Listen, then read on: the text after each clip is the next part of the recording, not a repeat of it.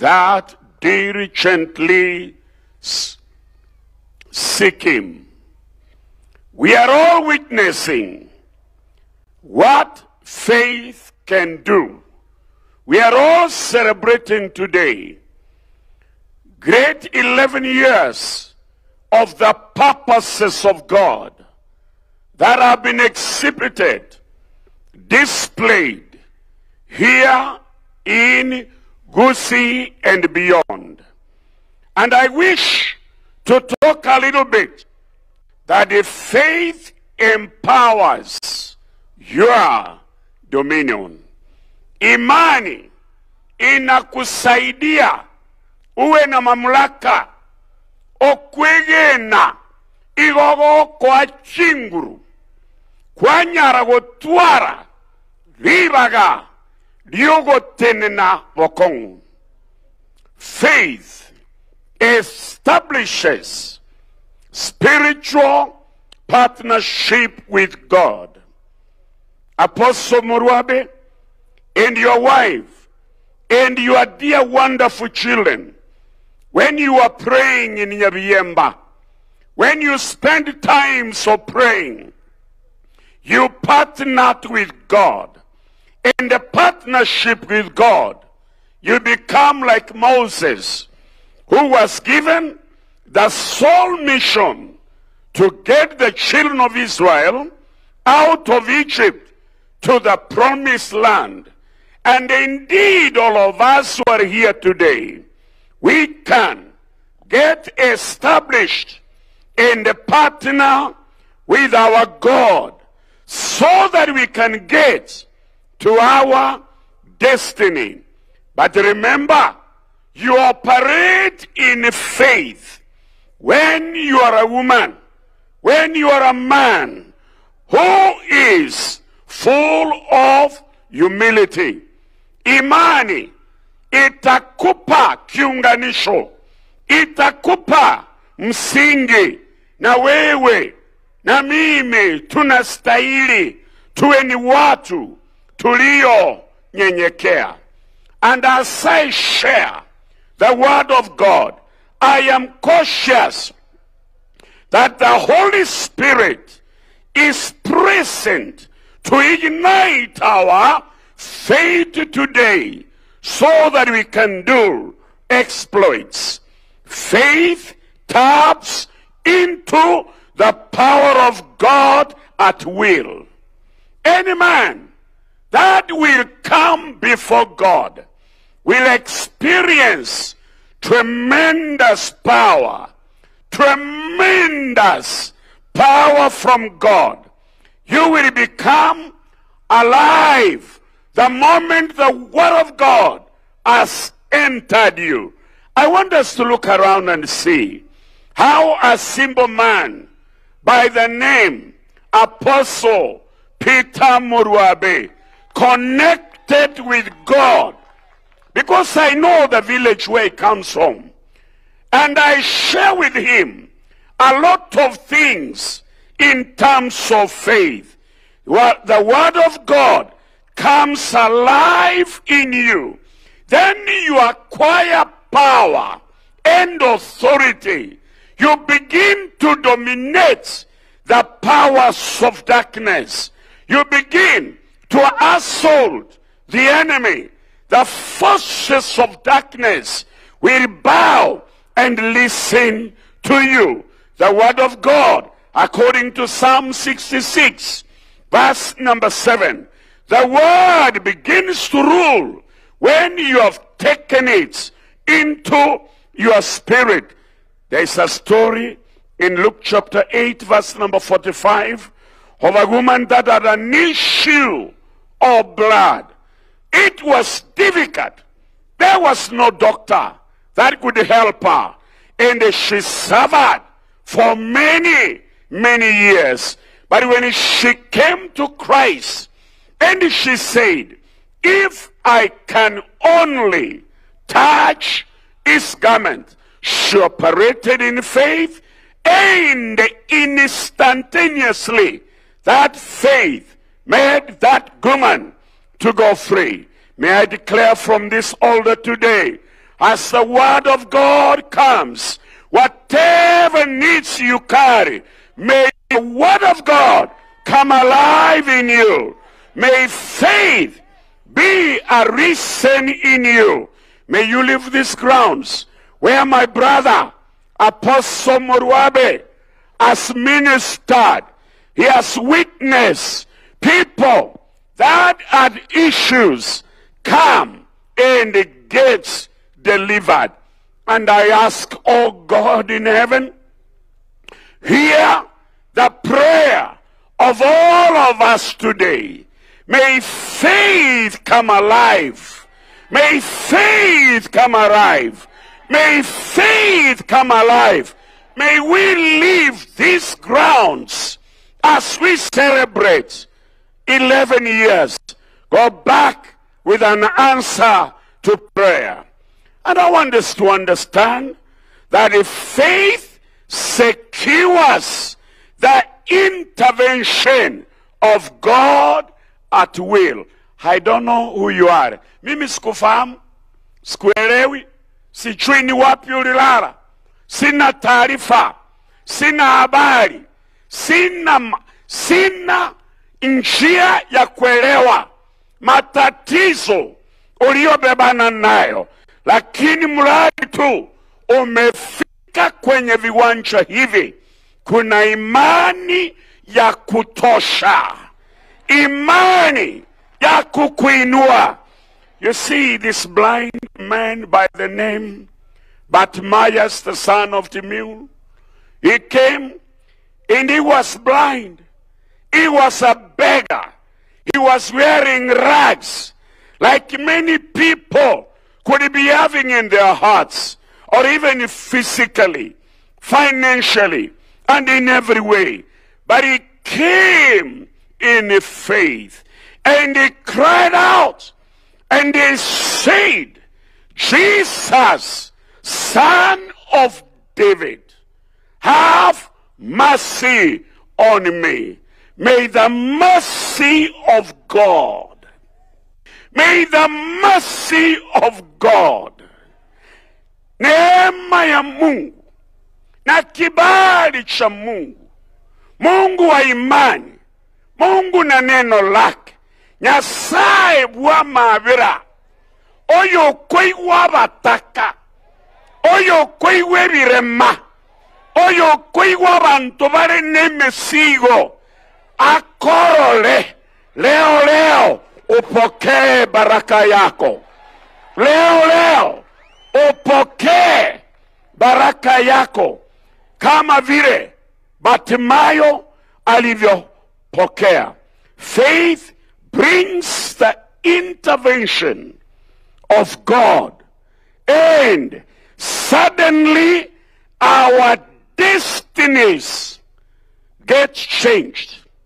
1974, when we were praying here at the Kisii Primary School with the Ambassadors for Christ Fellowship, we cried, who would come? And I like telling people, and I say again and again, it commits God's integrity to fail. Ladies and gentlemen, this word, linganeli, tirikunyara, kwanga gokora emeremo, eli Nyasaye atagetelikore.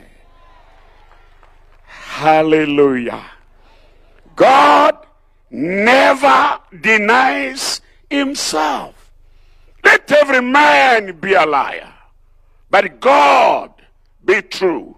And I declare from Kisii Primary School today, the word of God going through the airwaves and the signals that are now reaching out, may this faith cause a spiritual tsunami. May this faith resurrect people from the power of sin You know, the Bible says, when the evening was come, they brought unto him men that were sick and possessed, and he healed them by the word.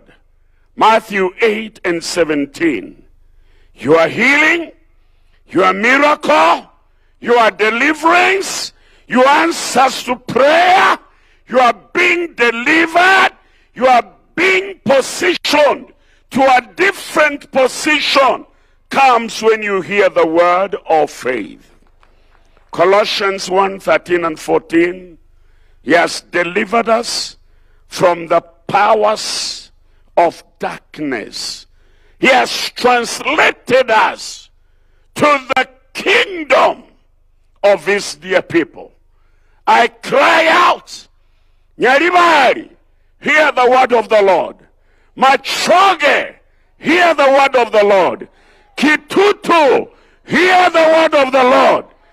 Bonchari, hear the word of the Lord. And out of Kisi, hallelujah, the word of God is resurrecting the people.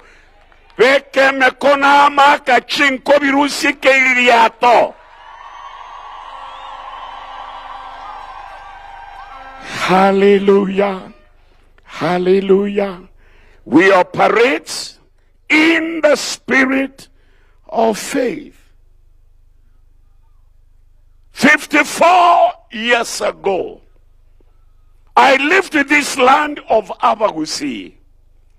I have walked with this word of faith.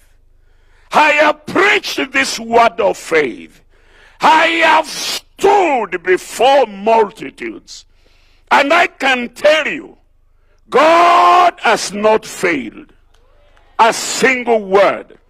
The meetings we did in Tanzania, almost in every city, Iringa, Tanga, Moshi, Arusha, Dodoma, out there in Kigoma, as we traveled in Mwanza, we saw multitudes gather, and they received the word of faith. That word is what my brother Moruabe shares in this place. Hallelujah. The word of faith is the spirit that is connected directly to God. Hili neno la imani ni neno limeunganika na Mungu, na hapo ndio kuna jibu ya matatizo yako. Najua mimi ile kazi nimefanya ya kumhubiri Mungu hiyo miaka yote, ninajua mahali neno la Mungu likiruhusiwa, nyororo za ulevi na usherati na uchawi na uganga na aina zote za kunyanyazwa, neno la Mungu linakata minyororo. Piga makofi, shangilia Yesu. Elijah confronted the gods and the false prophets of Baal.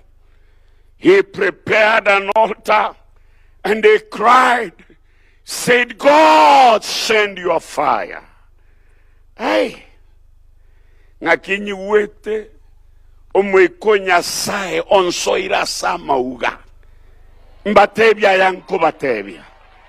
Ninasikia Roho wa Bwana ananiambia hili neno ndio jibu kwa Abagusi, ndugu zetu wa Chaluo, ndugu zetu wa Kuria, ndugu zetu wa Masai, makabila yote ya Kenya. And you know, when faith enters you, it possesses you immediately. Hausubiri kesho. Hili neno la imani gichana anaro peana. Hili neno ndio tiba, ndio jibu ya matatizo yako. Take it immediately. Yoshua na Caleb walipotumwa kwenda kupeleleza ile nchi, wale 10 wengine walirudi wakiwa na wasiwasi na balaa, lakini Yoshua na Caleb wakasema, we are able to take this land immediately. Tuinuke mara moja, tuteke nyara hii nchi, licha ya kuwa na machitu na watu waliokuwa, wengine walikuwa na vidole 6, lakini Yoshua na Caleb walikuwa na roho tofauti. Muipokee hiyo leo. Muipokee hiyo leo. Muipokee hiyo leo. Mumelishwa neno la imani. For the last 11 years, faith will do exploits. In Hebrews 11:33 to 36, I want to say, kingdoms are subdued. Falme kupitia kwa imani sinatekwa nyara. Kuna falme za biashara, falme za elimu, falme za utawala, falme za familia, falme na zile nyanja zote zinazosababisha inchi iwe inchi. Righteousness is done through this faith. Watu wataishi bila wizi. Watu wataishi bila kudanganya. Watu wataishi bila kuchukiana, kwa sababu neno la imani litawatawala. Promises gets obtained. Eti ahadi za Mungu chira cha Nyasaye wetarasukwigena igo chiwekerana. The mouths of the lions get stopped. Kuna simba wanasumbua watu. Kuna simba wanaonyanyasa watu. Leo katika madhabahu haya tunasema kila simba iliyopangwa kwa ajili ya kukudhulumu wewe, mtu wa Mungu, midomo yake ifungwe. Midomo yake ifungwe. Watu wa Mungu kupitia imani walikutana na cheche za moto. Yes, the violence of fire was quenched. We go through fires in life. We go through fires in this journey of faith. But the faith will quench that. The edge of the sword is escaped. Hata visu vilivyopangwa kuumiza watu wa Mungu kabisa asikupata nafasi kwa sababu ya imani. The weak are made strong. Leo tunatoka hapa tukiwa na nguvu mpya. Tunatoka hapa tukiingia mwaka wa 12, na nambari 12 ni nambari ya kitume. Utatembea kwa mamlaka. Utatembea kwa uwezo. Kama ni sawa, piga makofi, shangwe na nderemo.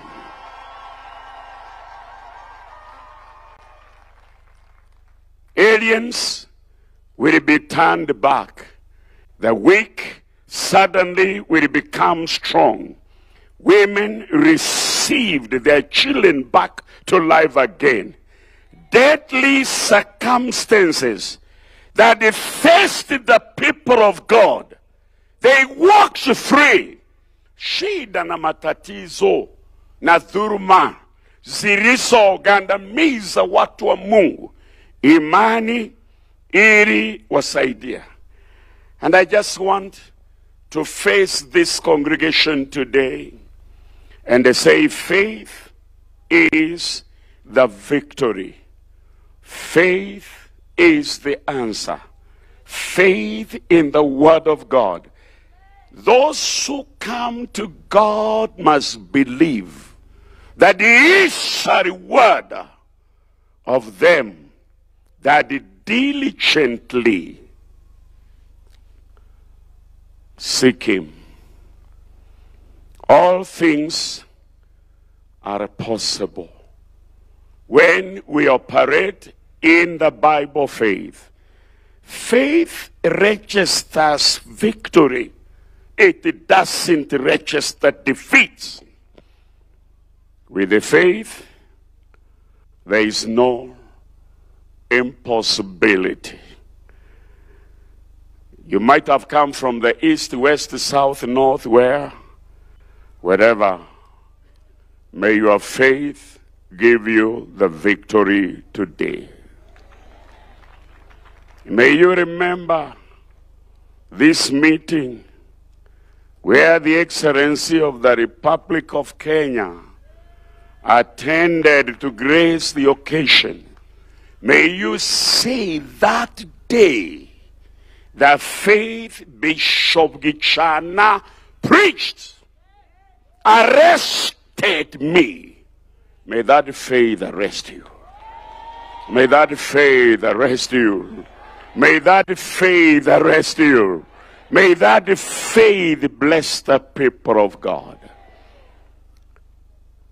Tawaambia mufanye ile ambao nimefanya kwa hiyo miaka mingi. Niliposimama nikaona halaiki za watu, iwe ni Tanga, iwe ni Iringa, iwe ni Moshi, iwe ni Nairobi, iwe ni wapi. Nilikuwa naambia watu inua tu mikono. Na huna haja kufunga macho. Just lift up your hands and look to heaven. Every one of us, kila mmoja inua mikono yako. Sema, Mungu wa mbinguni, Mungu unayesikia maombi, umeniona, shida zangu unazifahamu. Nafungua moyo wangu, ninakukaribisha uingie ndani yako, unisamee, uniokoe, uniponye, uniondoe kwa gereza la adui. Ninaamini umenisikia, ninaamini nimepona kwa imani. Endelea kutulia hivyo, usipige makofi, tusiwe na haraka.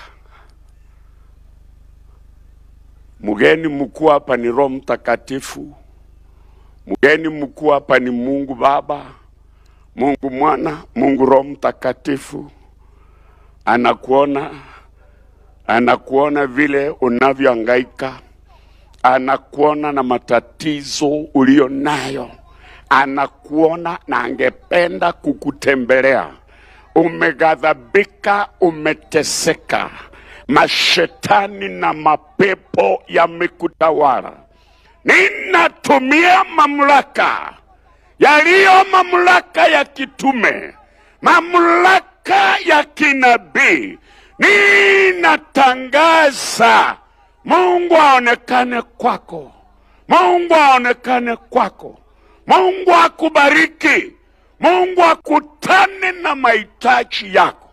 Na wale ambao mnatuangalia kupitia kwa runinga, na wale mnaotupokea kwa radio, pokea majibu ya maombi yako. Faith power works wonders. Faith power works wonders.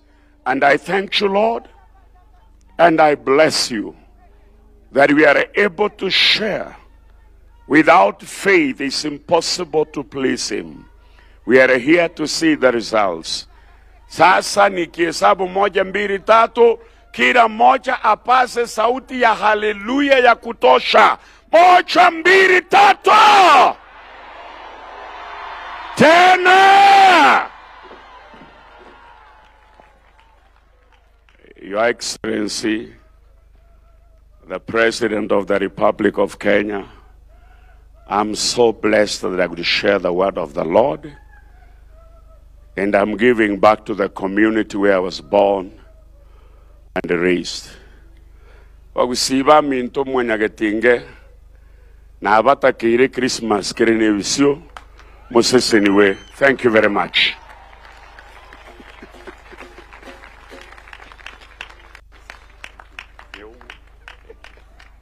Wapi makofi ya Bishop George Gishanja kwa kutuinua kwa imani. Hallelujah. Tumpigie makofi tafadhali ya kushukuru sana sana sana. Ametuelezea neno kuhusu imani.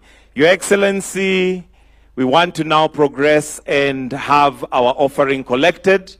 But as I look at you, I know you're a man of faith. And you know, in the book of Hebrews chapter 11, it tells us that faith is the substance of things hoped for and the evidence of things not seen. There are some things that you speak and they have never been seen, but by faith we shall acquire. Amen? Kwa hivyo sasa ningependa nimwaite Shemazi, the ushers, to come forward. We've already practiced this. Tutatoa our matoleo yetu kama tumeketi, except those who are maybe near the presidential dais. The rest of us will remain seated.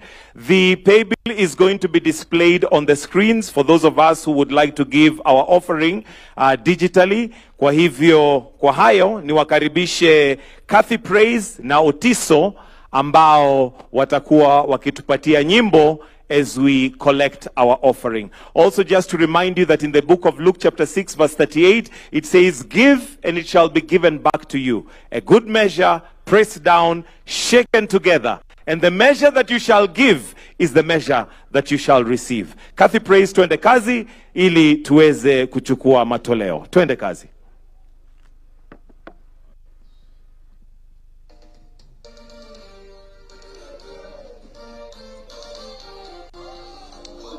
Hii sio uchawi.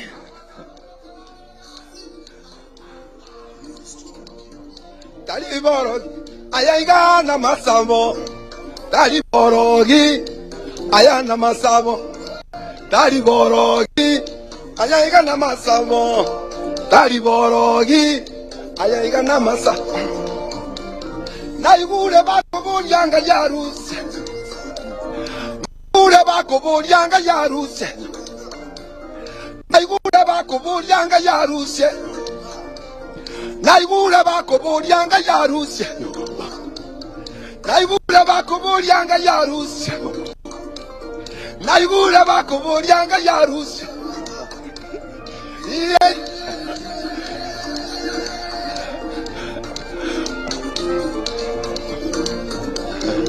Naigule bako bulyanga yaruse. Naigule bako bulyanga yaruse. Naigule bako bulyanga yaruse. Naigule bako bulyanga yaruse. Mo oh.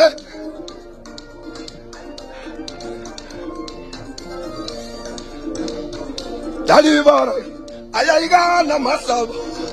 Daliborogi ayana masabo. Daliborogi ayana masabo.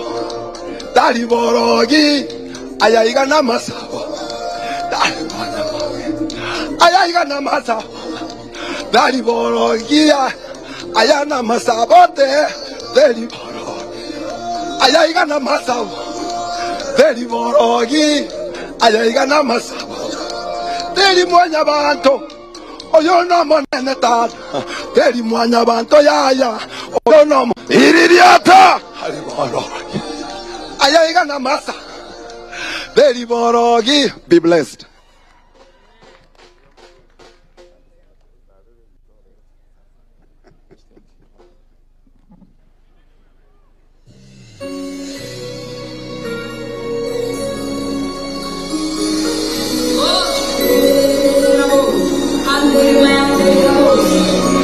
There is a God who hears all our prayers. Yes, there is a God who answers. There is a God in heaven who hears.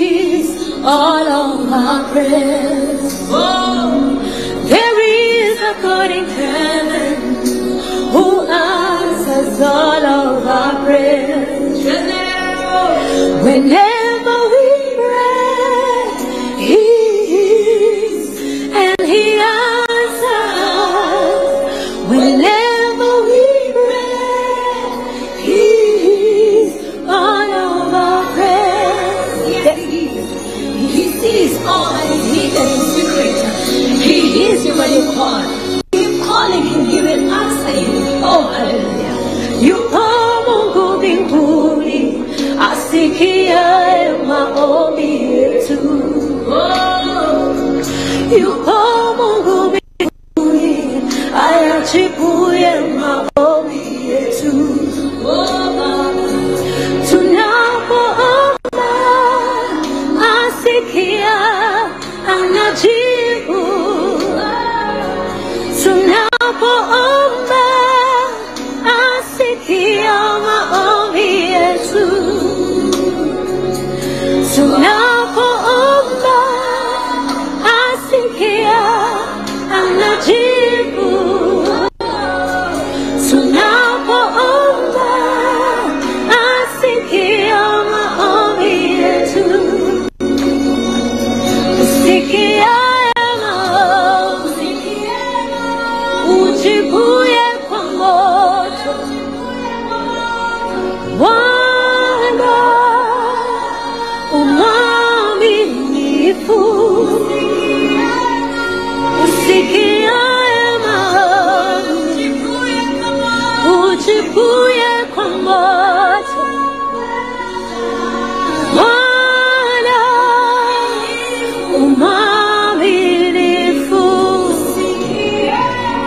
usikiaye maombi, ujibuye kwa moto. Bwana umwaminifu,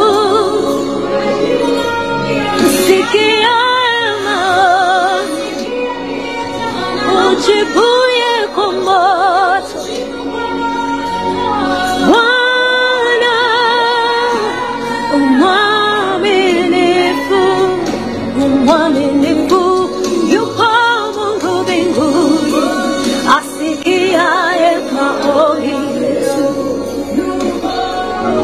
Yupo Mungu mbinguni, ayajibuye maombi yetu. Yupo Mungu mbinguni, asikiaye maombi yetu. Yupo Mungu mbinguni. Haya, tumpigie makofi Kathy Praise hapo. Asante sana. Na tukiwa kwa hali ya utulivu, ni mkaribishe Apostle Damasco aje aombe matoleo yetu. Aombe sadaka. Karibu Apostle.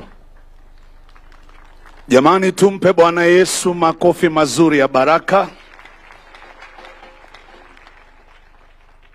Naomba kabla tuombe, tumshukuru Mungu kwa niaba ya watumishi hawa wa Mungu. Tumpongeze Apostle Morwabe. Makofi mazuri kwa mtumishi huyu wa Mungu. Najua nimeitwa kwa jambo moja tu la kuomba kwa ajili ya matoleo, but we honor you Apostle Morwabe for the great work you are doing in this town, in this city, in Kenya, and over the nations of the world. Baba wa taifa, karibu Kisii, tunakupenda sana. Shall we pray? Everlasting Father, we give you praise, we give you glory and honor. We thank you for your grace and your blessings upon our lives. And thank you for the opportunity that you've given us to worship you with the substance of the things you've given us. Lord, we pray that our giving may be acceptable before you, and that in return you may bless the works of our lives. You may prosper our ways, and that you may bless our nation, Kenya, because we have acknowledged you through our giving. We enthrone and lift you even on this ground. For it is in the name of the Father, the Son, and of the Holy Spirit that we pray and we believe. Thank you very much, Apostle. Asante sana. Your Excellency, with your permission, allow me now to invite Apostle Morwabe to just make some brief remarks before we progress to the leaders' speeches. Welcome, sir. Karibu sana.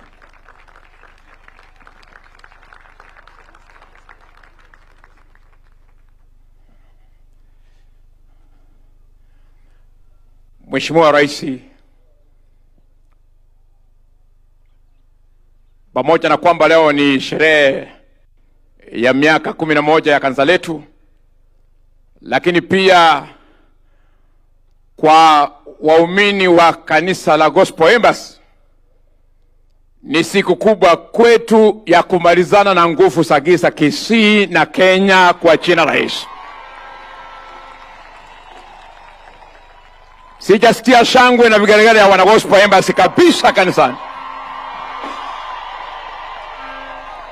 Na pia Mheshimiwa Rais, ishara kwamba Mungu anatupenda na anatupendelea, umekuja kwenye siku hiyo kubwa sana kwetu.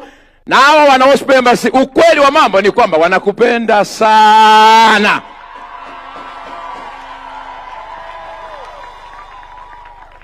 Kwa hiyo kwetu kuja kwako hapa ni muujiza mkubwa.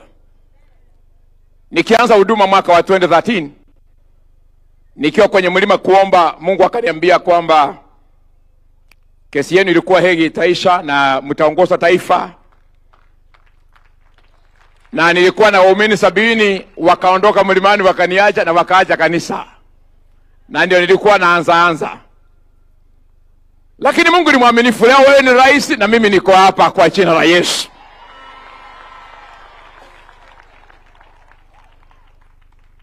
Mungu ni mkuu sana Mheshimiwa Rais. Ukweli wa mama ni kwamba kama Mheshimiwa Rais aungekuwa rais, I could be in exile now. Hao watu wote wanajua kwamba singekuwa hapa. Kwa sababu mambo yalikuwa magumu, wakati mwingine tukalemewa kifedha na tukashindwa vile mahali tutaenda, lakini Mungu amekuwa mwaminifu. Jamani, kama mnasherehekea upendo wa Mungu kwetu, let me hear you shout hallelujah. Tuna wageni wengi, lakini wana Gospel Embassy msimame mseme it is over. Jamani, nione wana Gospel Embassy mseme it is over. Hiyo ni lugha yetu, tunaielewa, tunajua tumemaliza nini, tumebakisha nini. Sasa Mheshimiwa Rais, Mungu aliniambia kwamba utakuwa rais na tangu aniambie sichamkosea na achaniambia otherwise, achaniambia kitu kingine. Kwa hiyo mimi Mungu aliniambia wewe ni rais wetu, na akaniambia ikifika 2032 utuambie vile tutafanya. Kama mnaamini wao unabii, shout hallelujah. Hallelujah. Kwa hiyo sisi tunaongojea ushauri wako mwaka wa 2032. Utuelekeze vile tutafanya na Mungu atakubariki. Mheshimiwa Rais, niruhusu niseme kwamba pia tulitembelewa na wachungaji kutoka maeneo mengine. We have our friends from Uganda who came to see us here. I have other pastors who came from Ethiopia who are with us here. We have pastors, wale wachungaji wetu kutoka Tanzania wako hapa. Wale wametoka Burundi wako hapa. Wale wametokea Kongo, bana Kongo wako hapa. Na pia kuna wachungaji kutokea Kenya. Wako wapi wa Kenya? Mheshimiwa Rais, kaunti zote mahali mimi ninahubiri zimewakilishwa hapa. Kaunti ya Nyamira iko hapa, Kisii, Migori, Kisumu, Bomet, Nandi, Uasin Gishu, Kirinyaga, Mombasa, Nairobi, Homa Bay, Bungoma, Kakamega. All of them are here. They are celebrating with us today. na kwa sababu ni sherehe yetu na nimesema yale nilifaa kusema, kawaida mimi sipendi kusema mambo mengi. Kama nimeongea hayo imetosha, lakini niseme jambo moja tu. Mheshimiwa Rais, kwanza kanisa ni kazi ngumu. Wewe ni mwinjilisti, unaelewa ni kazi ngumu, na vile unasema kwamba ukitoka kazi ya urais utakuwa mwinjilisti, na kuombea uwe uchazeeka. Uinjilisti unataka ujana, unataka nguvu. Lakini Mheshimiwa Rais, pamoja na kwamba ni kanisa, tumefanya kazi na viongozi wako wa serikali, Mheshimiwa Zairi ambaye tunampenda sana kama kanisa,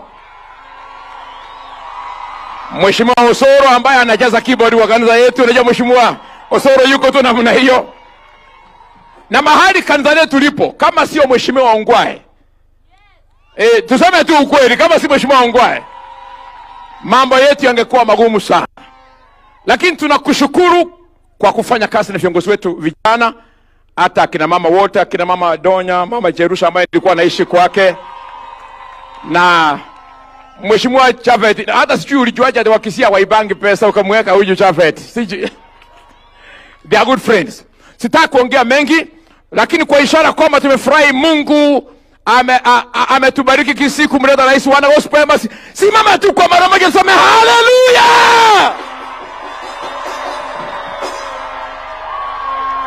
Bwana Miko, mimi nikiendelea zaidi hapo nitabidilisa tu, njoo tu nisaidie. Mimi nashukuru Mungu. I'm just happy because God has honored Gospel Embassy Chapel.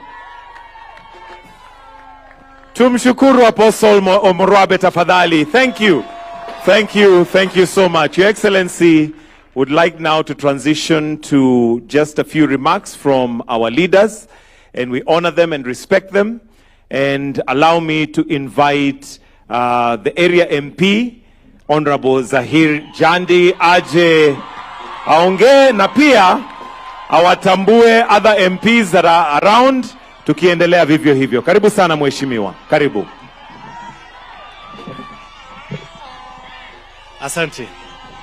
Asante sana, Your Excellency Dr. William Samoei Ruto, President of the Republic of Kenya, Rais wetu, asante sana kwa kufika Kisii Nyaribari Chache.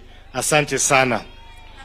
Viongozi wote ambao all protocols observed, my brother Pastor Peter Omurwabe, kanisa yako, asante sana kwa kutualika kuja katika hafla hii. Mheshimiwa Rais, mimi kama mjumbe wa Nyaribari Chache nataka kukushukuru sana Mheshimiwa Rais. Nataka kukushukuru kwa sababu serikali yako Mheshimiwa Rais, juzi tumepata barabara ya lami ya kilomita 50 ambaye contractor ataingia hivi karibuni.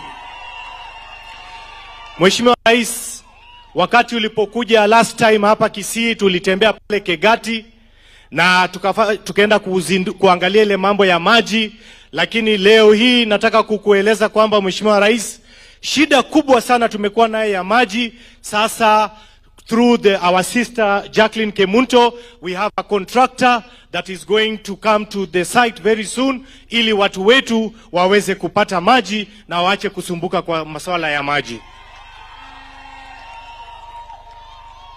Mheshimiwa Rais, kwa sababu leo sio siku yangu na hapa niko kanisani. Unajua mimi nimezoea huko nje ninafanya siasa, lakini leo kidogo nimefika kanisani na heshima kubwa, ndio maana sitasema mambo mengi. Kwa hivyo Mheshimiwa Rais, naomba kwa heshima kubwa sana unikubalie niweze kuwatambua viongozi wenzetu, viongozi kutoka hapa, tukianza na ma MCAs wote.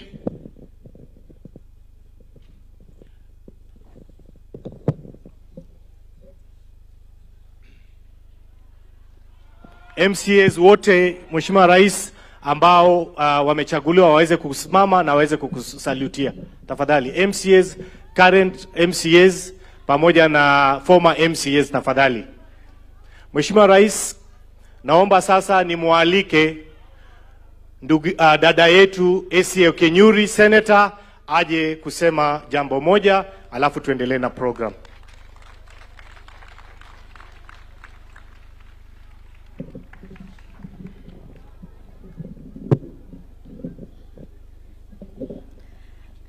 Asante sana kwa kushusha chombo hiki. Ni kifupi tu kama kimo changu.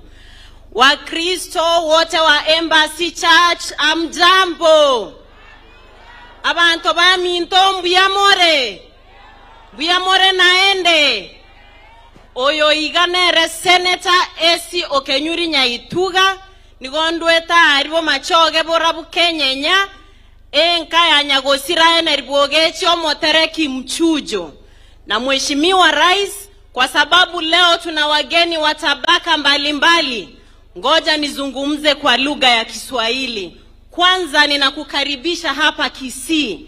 Na jambo la pili, wa Kisii na Wakristo wote ambao mmefika hapa, hii si mara yangu ya kwanza kuhudhuria katika kanisa lenu.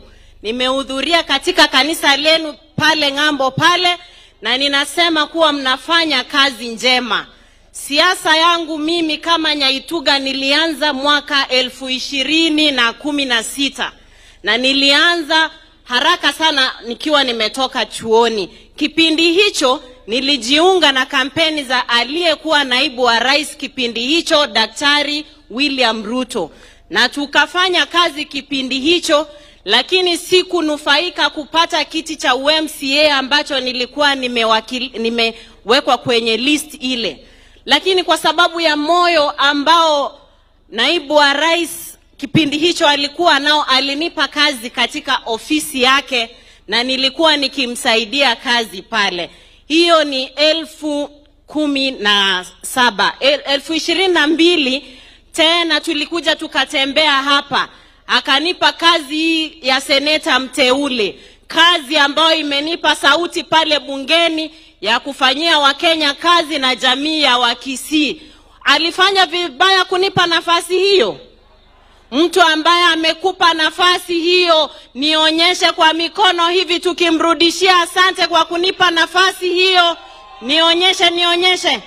Mheshimiwa Rais, kwa sababu leo kanisa inakumbuka miaka 11, na mimi ningependa kutoa shukrani kwa kunipa nafasi hii, na ninadhani nimechapa kazi, sijakupa aibu hapa katika jamii ya Wakisii. Asante sana na tunakupenda hapa Kisii. Asanteni. Asante sana Senator wetu. Sasa Mheshimiwa Rais, naomba kumwalika mbunge Mheshimiwa Steve Mogaka aje kusema moja.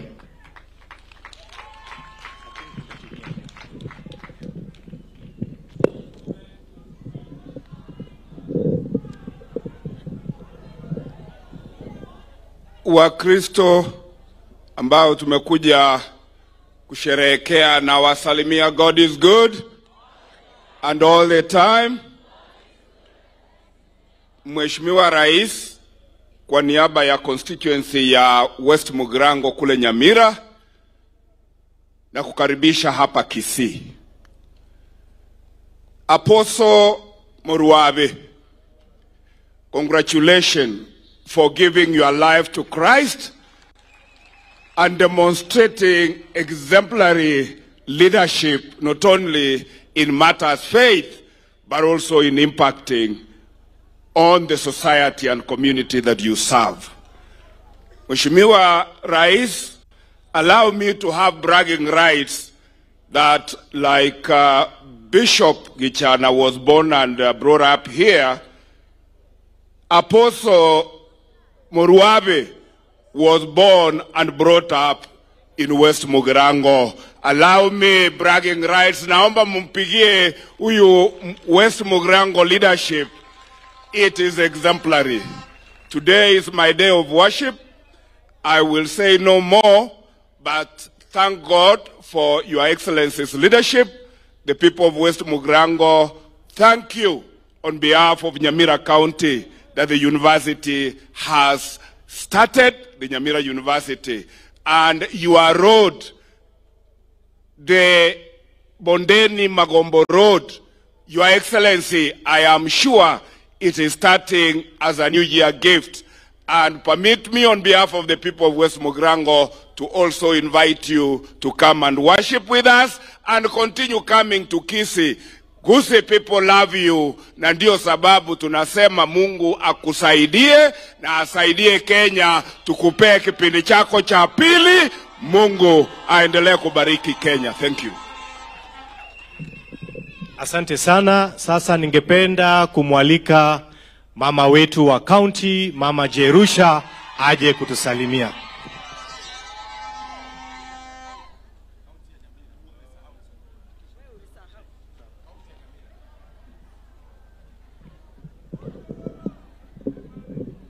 Asante. Asante sana, Your Excellency the President of the Republic of Kenya, wajumbe wenzangu ambao mko hapa, waumini ambao wamekuja leo kwa sababu ya kusherehekea 11 years tangu ili kanisa lianze hapa kwetu Kisii. Siku ya leo hata mimi niko na furaha sana na kuambia congratulations Pastor Morwabe, asante sana kwa kazi mzuri ambao umefanyia watu wetu hapa Kisii, na pia ile kazi ambao umefanya na imeenea katika ulimwengu kote. Leo hii tuko na furaha na kusherehekea na wewe, na pia kukuambia asante kwa sababu ya network mzuri ambao uko nayo. Leo president wetu amekuja hapa kwa sababu ya urafiki wako.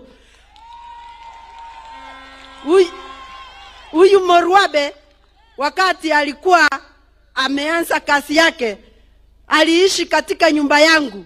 Hata nilimuona nikaona huyu lazima ataenda mbali na hii kazi yake ataifanya vizuri.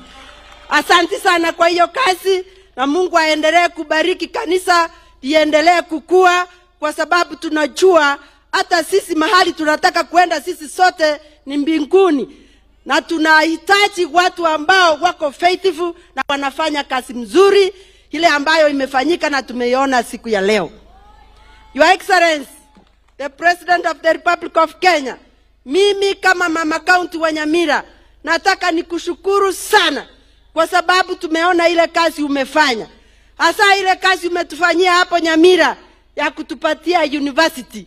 Nikuambie kwa ukweli watu wetu wamefurahia na wamesema next year wanakungoja hapo kuona vile unafungulia watoto wetu waanze kusoma. Kwa hivyo ujue ya kwamba kuna watu hapa Kisii na wamama ambao wanakupenda, na tunakuhitaji ukuje hapo kwetu, na tunaendelea kukuombea, na tunajua vile Morwabe alitabiri. Akasema ya kwamba 2032 ndio utatuonyesha tutaenda mahali gani. Asante, sitaki kuongea mengi, mnajua leo ni siku ya Sabato na mimi ni Deaconess wa kanisa langu, hatuongei siasa sana. Mungu awabariki, abariki president wetu, akienda ajue wa Kisii tunamhitaji. Asante sana. Asante sana mama wetu wa kaunti ya Nyamira. Sasa ningependa kumwalika ndugu yangu, rafiki yangu kutoka Nyamira, Mheshimiwa Josh Nyamoko, mbunge wa North Mogirango. Karibu sana Mheshimiwa Nyamoko, dakika moja.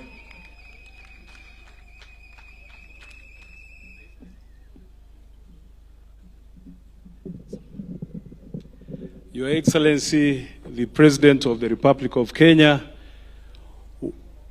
Pastor Apostle Morwabe, waumini wa Gospel Embassy na wasalimu amjambo. Amjambo tena.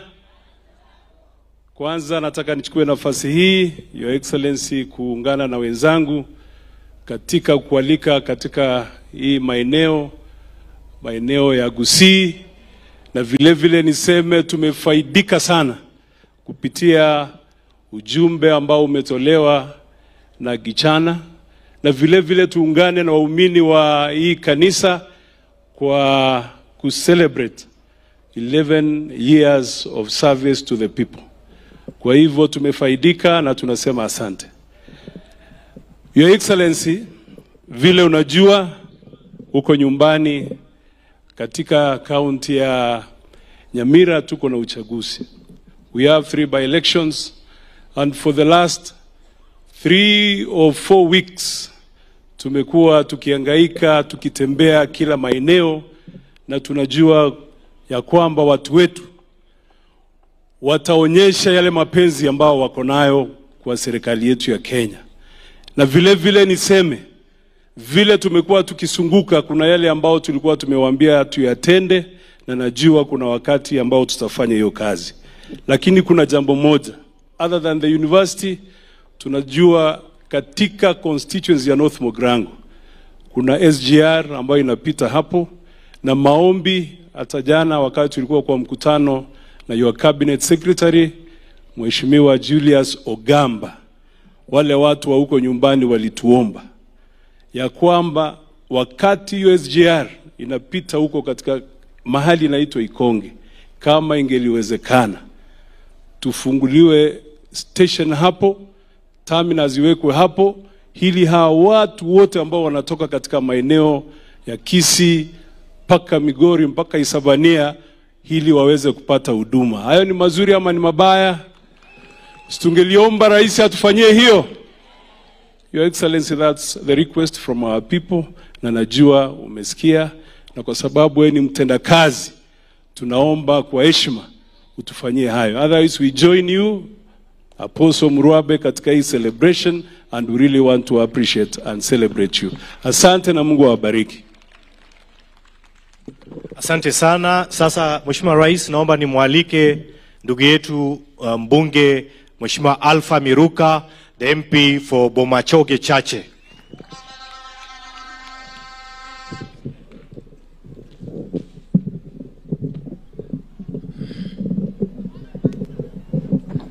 Mwana pasta. Njino mwana pasta. Taribo. Ntatemo kwa nenga haleluya yoko kumia. Bwana asifiwe. Bwana asifiwe. Na ndipo naranga gae fomu tutam. Na bai gai. Your Excellency, all protocol observed. Mimi na kwa majina naitwa Mheshimiwa Alpha Bomachoge Chache constituency, mbunge. Sinanga maneno mingi, lakini kuna kitu moja naambianga watu. Katika maisha yako, wewe ndio unajielewa na Mungu wako. Mungu anajua roho yako, na anajua kujibu maombi yako. Lakini leo tuko hapa ku celebrate the birthday, the 11th birthday. Sivyo Bishop? Kanisa imezaliwa the 11th year. Mumeka 11 years worshiping God. The same God you worship. Kaa hapo, usitoke hapo. Bishop kijana, vera abuo. Muabudu huyu Mungu kwa roho na kweli. Sasa katika siasa, mimi nashukuru sana sababu this time round we have a working president. Kama kuna rais mwenye ametembea Kisii, every constituency, every ward, ni Rais Ruto. Kama kuna rais amefanya this Kisii kuwa a construction site, ni Rais Ruto. If you go to every constituency, ukianzia kwangu mimi Bomachoge Chache, I'm doing my second term. The first term hakuna kitu ilikuwa inafanyika huko, but ukiingia kwangu we have a lot of good projects inaendelea. Kuna housing project, kuna market, kuna barabara, sababu ya Rais Ruto. Sababu gani nasema hivyo?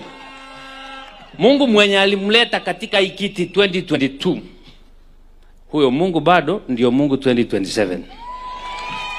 Mwenye alitenda haya 2022 ndio bado atatenda 2027. Kwa hayo machache, Bwana asifiwe. Lakini jua kitu moja, for you to cause change in this world, you must be a good person. Tenda mema, nenda zako. Mbarikiwe sana. Asante sana. Sasa kwa heshima Mheshimiwa Rais, naomba nimkaribishe mama wetu wa county Mheshimiwa Doris Donya.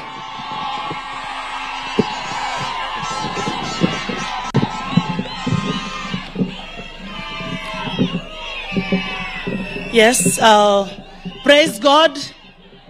Praise God again. Bwana Yesu asifiwe. let me ride on the already established protocol. Na nimwambie Pastor Morwabe, with your sweetheart, congratulations.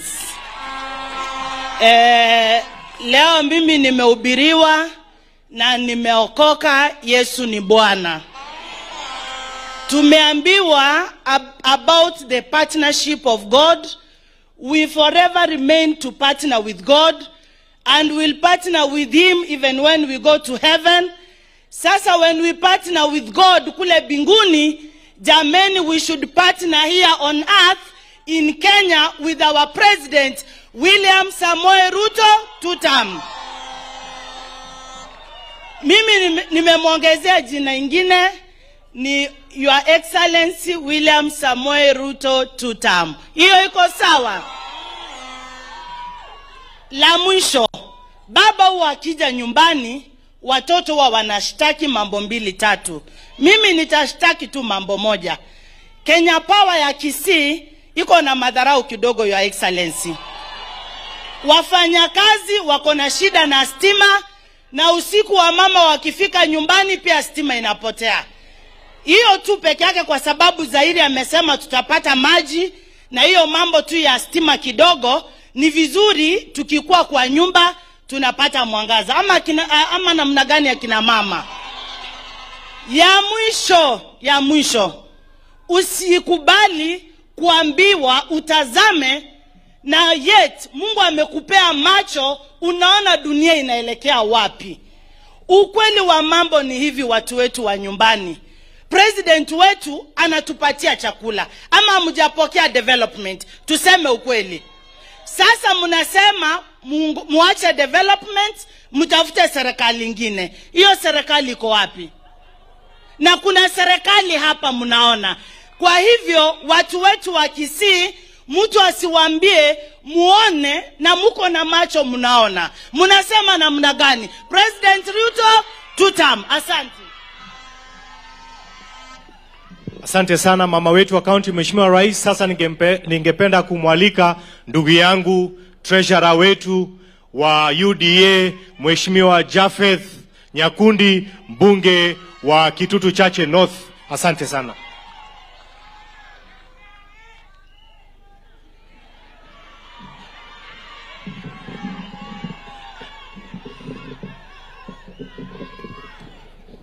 Asante sana.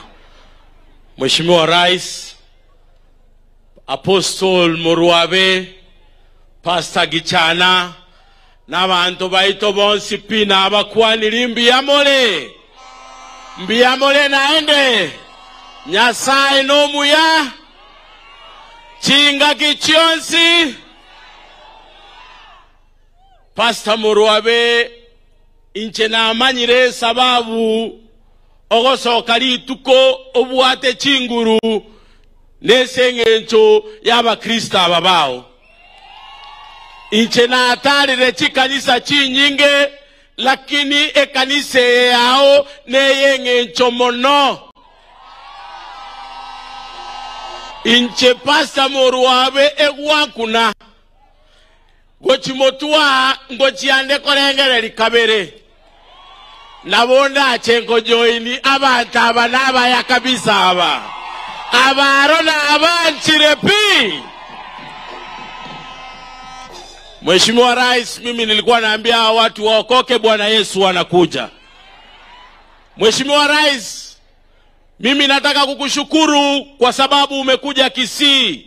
Si mara ya kwanza, sio mara ya pili, si ya tatu, si ya 4, si ya 5. Bali umekuja Kisii mara nyingi.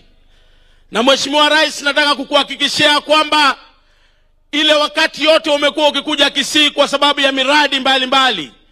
Nataka kukuambia ile miradi yote wewe kama Rais wa Jamhuri ya Kenya umekuwa ukianzisha, ile miradi inaendelea sawa sawa. Tunakushukuru kwa sababu ya hii cancer center ambayo ilikuwa imekwama, sasa inaendelea. Tunakushukuru Rais kwa sababu ya masoko zetu ambazo zinaendelea katika constituency zote za hapa Kisii. Tunakushukuru kwa sababu ya affordable housing ambazo zinaendelea hapa Kisii. Na haswa Mheshimiwa Rais, leo nimesimama hapa nikukushukuru zaidi kwa sababu juzi tukiwa bungeni na tulikuwa tumekuja tukakuomba tukiwa na hawa wabunge wote, ile barabara ambayo inatoka Kericho inakuja Kaplong, inakuja Keroka, inakuja hapa Kisii School, inaingia Kisii, inaenda Oyugis, umetuhakikishia ya kwamba ile barabara itakuwa dual ili watu wetu waweze kujisaidia. Zile ajali zilikuwa barabara ziishe na watu wetu ambao ni wakulima waweze kusaidika.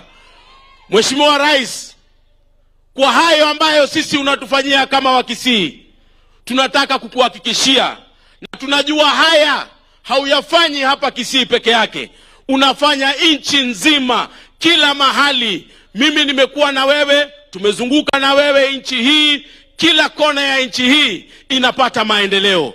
Mheshimiwa Rais, kwa sababu ya hayo, sisi kama viongozi na sisi kama watu wa Kisii tunataka kukuhakikishia ya kwamba sisi tutatembea na wewe, kwa sababu wewe umetembea na sisi. Waswahili wanasema akufaaye kwa dhiki ndiye nini? Akufaaye kwa dhiki ndiye nini?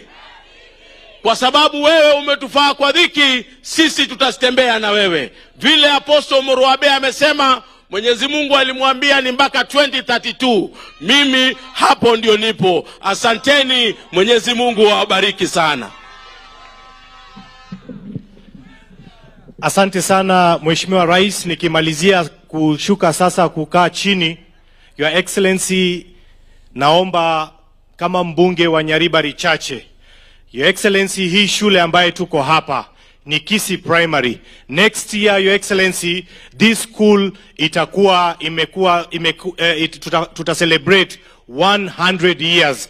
Mimi mwenyewe mbunge wa Kisii hapa, Mheshimiwa Rais, nilisomea hii shule, hapa ndio nilikuwa. Kwa hivyo Mheshimiwa Rais, nimemwona waziri yako hapa, tunaomba Mheshimiwa Rais at least tuweze kutusaidia, tuweze kupata madarasa kidogo kutoka kwa pesa infrastructure kama inawezekana, pamoja na hawa watoto wa hii shule wako zaidi ya 1500, wakipata hata basi moja tutasema asante sana Mheshimiwa Rais.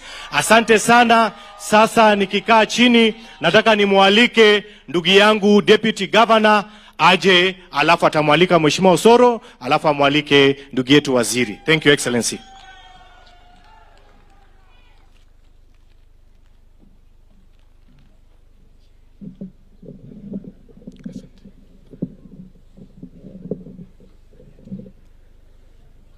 Wana Embassy Gospel Chapel, hamjambo?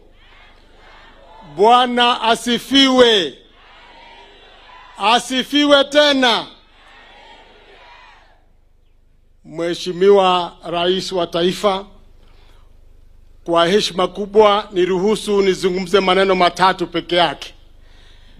La kwanza, Mheshimiwa Rais, napenda kukualika katika ugatuzi huu kwa niaba ya Mheshimiwa Governor Paul Simbarati ambaye alikuwa awe hapa, lakini kwa sababu za kikazi hangeweza. Mheshimiwa Rais, mahali alipo unafahamu, Mheshimiwa Rais amesema kwa heshima kubwa na unyenyekevu ni kualike katika ugatuzi wa Kisii. Karibu Rais. La pili, Mheshimiwa Rais, ni kukwambia tu kwa sekunde moja yale yote mlioyazungumza na gavana wetu Paul Simbarati.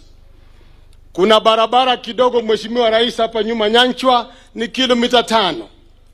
Na moja imezungumziwa na Mheshimiwa Chafet, hii ya kutoka kule chini, lakini kutoka hapa Exchange hapa daraja 2 mpaka pale Kisii High School Rais mliweza kuyazungumzia.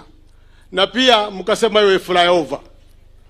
La tatu pia Mheshimiwa mlisema kwamba uga huu wa Gusii Stadium uweze kukarabatiwa kiasi kwamba huwe katika hali ya kimataifa na hali ya kuweza kucheza michezo, kwa sababu sisi wana Shabana iwatolebo Your Excellency. La tatu na la mwisho, Mheshimiwa Rais, mimi sitaki kuzungumza mengi manake tuko kwenye ibada, nami ni Mkristo wa Sabato. Nikuombe tu Mwenyezi Mungu akulinda, kuhifadhi, akuelekeze, na katika yote Mheshimiwa Rais, tukienda mbinguni tuweze kukutana pale. Asante Mheshimiwa Rais. Bila kupoteza itifaki, ni ruhusu tu nimwalike Chief Whip, my good friend Mr. Honorable Soro.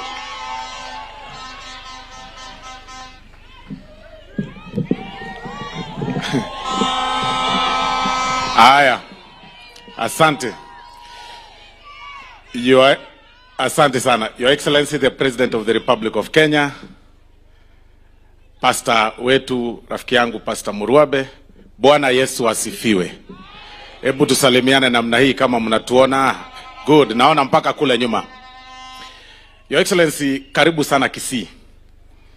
Na wakati my brother Pastor Muruabe alizungumza, alisema kama ungepata kura moja Kisii ingekuwa yake. Na nikaona Mheshimiwa Rais akiniuliza, kwa hivyo hata wewe Osoro singepata yako, ingekuwa tu ikuwe ya Muruabe. Na mimi nataka ni challenge Pastor Muruabe, nimwambie sijui kama ni yangu ingeungua ama ni yake, kwa sababu yangu ilikuwa ndani pia, kwa hivyo zingekuwa moja, zingekuwa mbili. Your Excellency, tumekuwa tukingoja hii siku sana. Na sijui kama ninaweza kushtaki Apostle kidogo kwa washirika na kwako, na mimi nijishtaki. Huyu Apostle huwa anakuanga kwa intercessory group na our First Lady, Her Excellency Rachel Ruto. Wakati fulani walikuwa wameenda kuomba maombi, kufanya maombi, wakamaliza kule Nairobi. Alafu akanipigia simu, akaalika kwanza First Lady kuja hii function. Akanipigia simu akaniambia nataka kuniona. Akaja kwa nyumba na mzee wa kanisa kule kwangu Nairobi. Akaniambia sasa mimi nimejipanga, nataka kualika Mheshimiwa Rais na nimepatia mama mwaliko wake. Na kwa sababu pengine mama ako na maneno mingi, pia wewe nimekuletea upelekee Mheshimiwa Rais ndio zikutane kule pamoja. Kusema ukweli, Your Excellency, sitaki kusema mengi, lakini hata mimi nilifikisha kwa ofisi yako, wewe uliipata tu kwa meza. Sijui kama ulikuwa umeelezwa, na mama pia alikuwa amefikisha, na ndio maana leo, siku ya leo tuko hapa. We want to say congratulations. Your Excellency, you know, na kuangalia sana.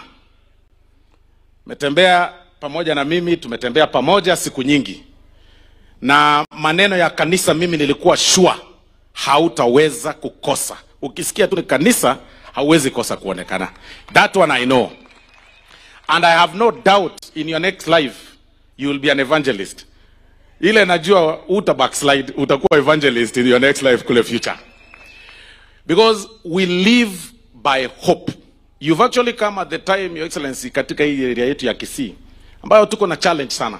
You know, Biblia inatuambia katika kitabu cha Warumi 13 ya kwamba uongozi wote utoka kwa Mungu. And you are not here and seated here by accident. You are the President of the Republic of Kenya. And ni God amekuweka there at this point in time. At this point in time. Na umekuja Kisii at a very challenging moment. Ile wakati some of us who believe in the gospel and who believe in God and who believe that we've been placed there are being challenged bitterly. That we should be moving around and insulting you, you know, not offering alternative leadership. We should be moving around kuongea tu siasa ya matusi na kukuambia sijui nini, kukuita majina left, right and center. Na sisi watu wa kanisa ambao tumeokoka, unashika Biblia unaangalia, unajiuliza, sasa you are advising me to insult the president. There can only be one president in Kenya at a particular point in time. There can never be two. Now the only way you challenge a president is through the ballot. Na ballot ni 2027. You like him, you hate him. Between now, 2027, he is the president. 2032 bado atakuwa rais. Sasa wewe, you want us to challenge. Unataka to challenge nini? And then, Your Excellency, you've been accused of so many things. Umekuwa accused of so many things. The other day, you were in parliament. Na ulipeana State of the Nation address. Na nimeona wengine wakichallenge sana. And you gave several points ambazo unatarajia kufanya na zile ambazo umefanya. Kwanza ulitueleza maneno umefanya, and you gave a record, a clear record from education. You know, sijui kama wananchi wanajua kwamba in Kenya tangu 1963 mpaka sahi the total number of teachers total ambao wako sahi kwanza sahi ni 350,000. In 5 presidents 350,000 teachers. Out of the 350,000 teachers 70,000 wameajiriwa kwa hii regime in 3 years. Yani 350 sasa toa 70 wameajiriwa kwa hii regime 76,000. Na kuna 24,000 pia inakuja in January and February to make it 100,000. You give that record, people see, but they still complain. The other day, Your Excellency, recruitment imefanywa for the very first time, a massive recruitment of police officers, yenye ijafanywa for the longest period of time, of about 10,000 teachers, police officers, our security forces, and so many other things, Your Excellency. You gave a record ya mbolea. People here, munajua, mbolea ilikuwa 7,000. Sasa, ilikuwa 7,500. Akapeana record, akasema, ya kwamba saa hii munajua mbolea ni 2,500. You all know it is true. And that is why squeeze gorogoro ya mahindi iko bei kidogo. Sio kama ile ilikuwa mbayo watu walisema wakienda kuandamana wakisema hatuna ugali. Wakati sasa ugali imepatikana tena wanatafuta complaint nyingine. Wakati ingine inapatikana wanatafuta complaint nyingine. Sasa sisi tunakuambia please focus. Focus tu ile ambayo umepanga, endelea kufocus. Unajua wengi wanasema ametupatia sasa hope ya barabara. Mbona hajafanya? Ametupatia hope ya barabara. Sasa we live by hope.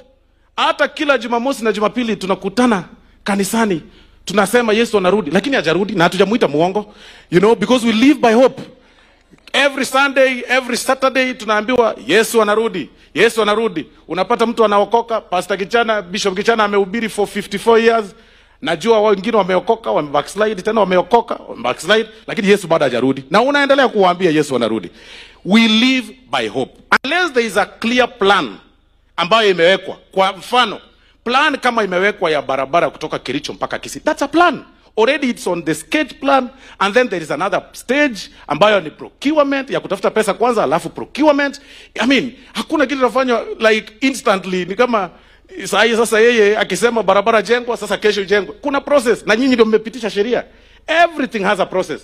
Look at this stadium. Already the process imeanza ya kuhamisha ASK kutoka hapa iende the other area, pengine Nyakoe or any other place. And then this stadium iinuliwe juu, ionekane stadium ambayo ni standard, ambayo tutakuwa. Na hiyo itafanywa katika ile regime before 2027. Hiyo itafanywa kwa ile regime tu before 2027. Ono muama wala tebinga. Ona aye usoro.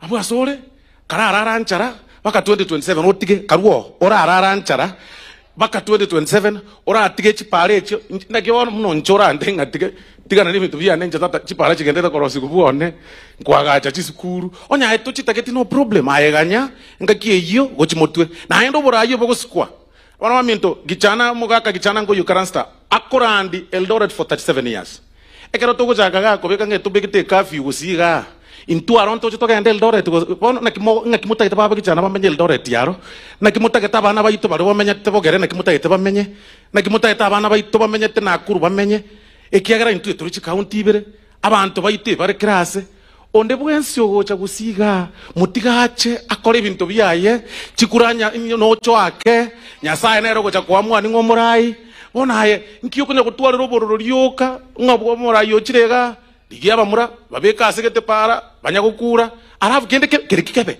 nero naenda ukori nenda geri ya jeshi ya insa ogotigara nero naenda okogena insa ogotigara gento ke gwatigara nakyo erebia gosere babega ke baramero chikure chikare gosen 2027 a budget totikari naende yende 2026 a budget yenero ya 4.5 trillion ona aya magote yabarai yabanga mu ikaransa ngene liriako bage keki ya 4.5 trillion ni budget ya Kenya ngakaruo eminche nakinko eminche ro muntu ko bage keki abantu bana banyore e para korosi bugirango tirikiri rute korosi gwe para abantu bago chigwetera bagenda ko chimoinaria bakore onde tayo ko bekere bunduki o akase o akekura buno takete aye karasa ba magendero cancer center ngeya ngendete korosi gwa 3 billion 4.7 billion ekorosi ku cancer center ngedete kwa gacho the biggest cancer center kuchikobe region ya itoyonsi ya Nyanza na Western aye totagetie ebyo ayo darenga ki siasa mutagete ne rie ngororo tenena aseri kondo chori nyarebe tenena aseri kondo rame president tenena aseri kondo nga oyo no mube tata egente gekere koboko kere munware nje bono nje nonte ne gazo mungwano oyo nje nonkobera kuruwa lyoka na ne mbatebye ancha kero monto gusi egera na inwe enga kimuranya libaga in future kigera tumaiti gose monyore na inu mosikwe muna muraganie mosikwe gochi asabande other regions kigera bugambie bogo sikwa ekero boro mwanchira ne mangana na kwanire togo twara boro no monto ikansirete kero okomwebera uranyore kire kiago urabage kire kiago onye goko gechigunere ngakie chikura liri chikura chiko chwako talibono iko kunya kwemincha muri abantu batatu boka kero togwa chikura 20 pia tole 1600 kero togwa 20 kisi na nyamira bono kunya kuoma na agabo soro akaenga bana abo kuri tigusiengima nayo bogore tikenyengima ancha abantu bons kenyengima ngoro kibali banchira ndama ngano soro atebire ngoro kibali mwanchira ndama ngano soro atebire mwanchira nire ngosi katoro mongwano oyo komo sikatore twancha ne tafadhali tiago tokane ngo mugambi tachaga usiteri ya monto na incho no mogusina kero monto no mogusi usiteri ya monyene one are president ya Kenya na ane nkomoreta tole naende acha ko igore binte byonse to iwananire erebiya go sere bobe ngoro kibana maoko iga yes Your Excellency, si kuwa na maneno mengi. Hii yote nilikuwa nasema sijui kwa nini wameinua vidole mbili. Ilikuwa tu ku appreciate kusema kwamba urudi tena mara ya pili. Sijui kama ni kurudi 2027 ama ni kurudi hapa, lakini mimi najua ni 2027. Iko sawa. Kwa heshima kubwa niruhusu Your Excellency ni recognize viongozi wa church ambao pia wametujoin hapa. Kwa dakika tu moja. Your Excellency, tuliruka kidogo protocol, lakini kwa niaba ya all MCAs naomba kwa heshima uniruhusu County Speaker wa Nyamira aje aseme neno moja, kwa sababu he is the only speaker amekuja hapa. Mheshimiwa Nyabaro, kwa niaba ya wote ambao wamekuja hapa, njoo Mheshimiwa Nyabaro. Makofi kwake tafadhali anapokuja.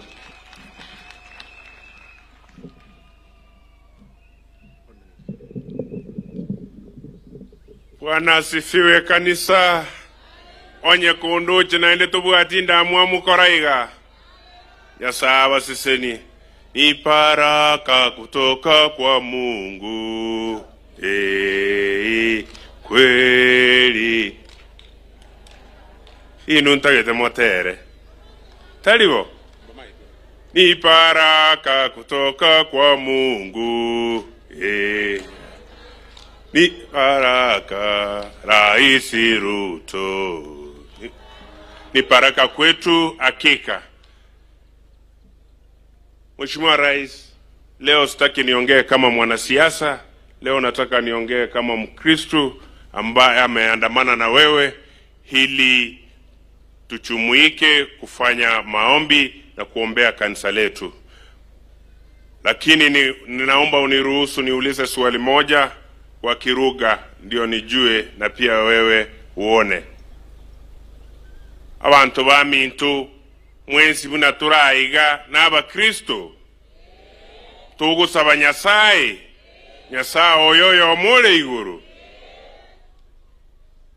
mbarenga asekene n'ubwanchani bagote bumugako oyo William Ruto aseseniwe ne familia ye Nyasamwe gisemi n'obungaini elinde nere akini buna nayo tagete familia ebe korango igonya no Mkristo. Wanasema Mheshimiwa Rais, wanakuombea Mungu akubariki, akupe hekima na busara ili uendelee kutumikia nchi ya Kenya. Sisi tumeamua kutoka pande ile, na tukija hapa tukiandamana na wewe hakuna mchezo. Pande ile mimi ni kungoa kwekwe na karibu nimalize. Ntagete mokore iga.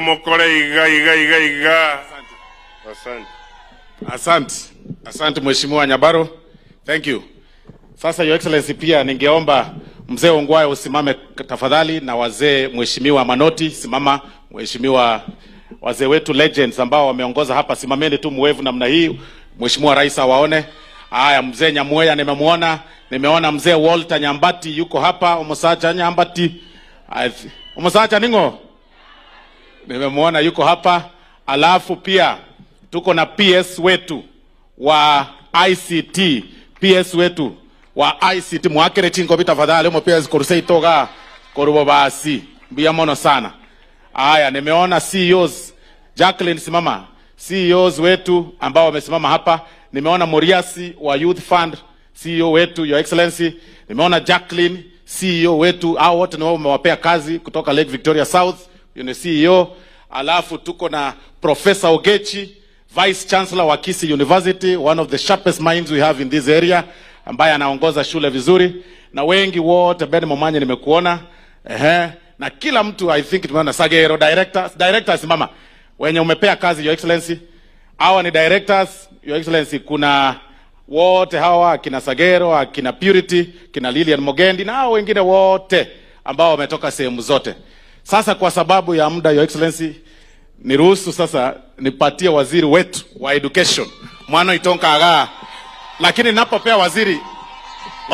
ninapopea waziri, kuna investors wetu hapa Waindi wenzetu, our Asian community ambao wana support serikali, wako wapi? Wamekuja kanisani leo siku ya simameni. Your Excellency, hao wameinvest hapa kwa mahospitali zetu hapa, wameinvest kwa every sector and they support the government.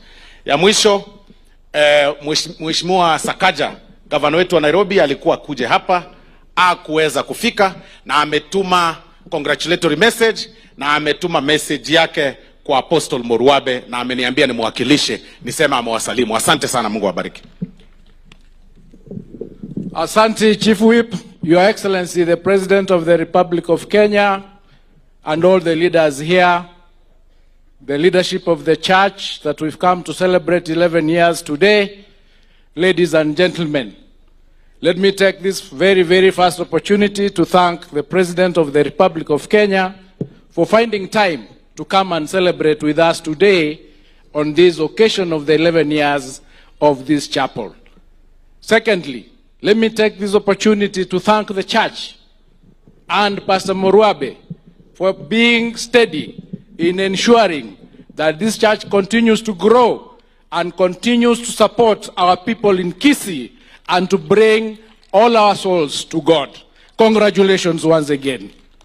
Thirdly, Your Excellency, and I'm going to move very fast because I know you are pressured for time, I want to bring the apologies of our SG who got unwell and was supposed to be here today, but he got unwell. Thirdly, Your Excellency, we have just finished our KCSE examinations, which we finished yesterday. This year, we had 3.4 million learners undertaking assessments and examinations. Out of the 3.4 million, we only registered 418 instances of malpractices in the whole country, a reduction from 600 in 2024. And I want to congratulate all of us, including our learners across the whole country, for a job well done. And to assure you parents that the government is in control in ensuring that the transition to grade 10 is on course, and no parent, no learner, no teacher should be worried that the transition will not happen. In next year, by the 12th of January, all our learners will be in grade 10, and if there are any challenges, the government is ready to undertake those challenges. Your Excellency, I want to thank you because of the promises you have given to us as a community in various places, development programs, including the University of Nyamira, whose construction has already started. I want to thank you because you make promises and you keep them. And for those who think that those promises are not going to be fulfilled, including the airstrip at Suneka, the stadium here, the housing from the prisons, we are going to shame you.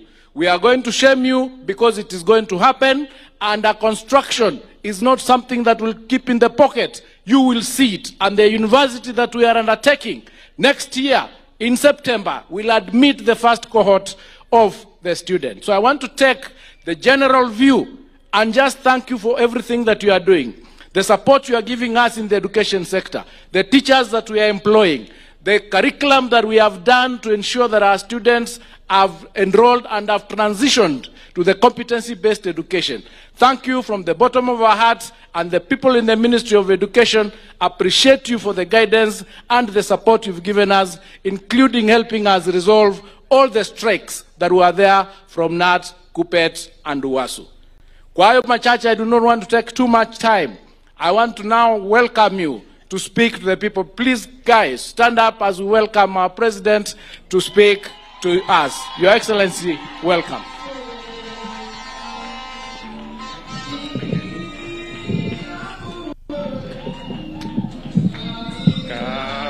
Safari yangu twatembea na wewe pamoja sehemu, rafiki yangu wewe, katika safari yangu twatembea na wewe pamoja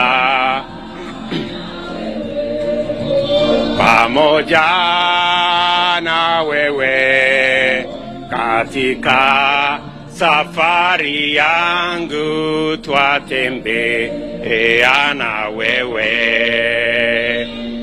Asanteni sana, tafadhali asanteni sana, tunaweza keti chini.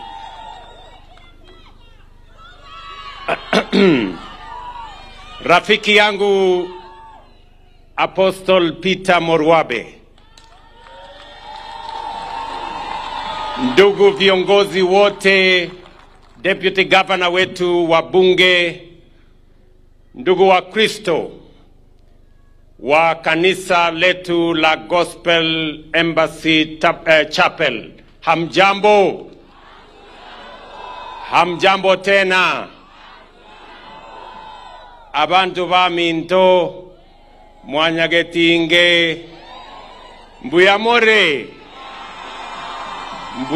naende mbuyamore mwenzi Nyasaye no muya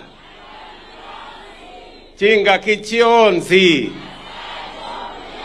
Bwana Yesu asifiwe. Ebu nione Bwana Yesu asifiwe. Hey.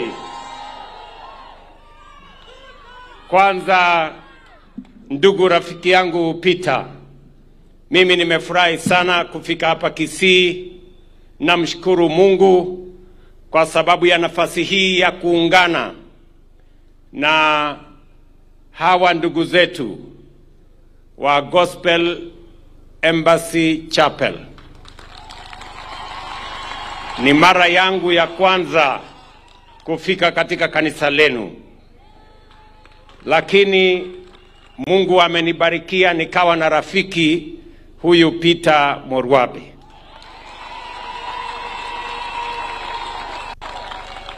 Na vile yeye amesema kwamba kweli yeye ni rafiki yangu, tumetembea safari pamoja na yeye, ameniunga mkono, na wakati aliniuliza nije niungane pamoja na nyinyi, vile amesema kwamba kama kungekuwa na kura moja yangu ya Kisii ingekuwa yake, kama kungekuwa mtu mmoja angefika kwa hii mkutano ingekuwa mimi.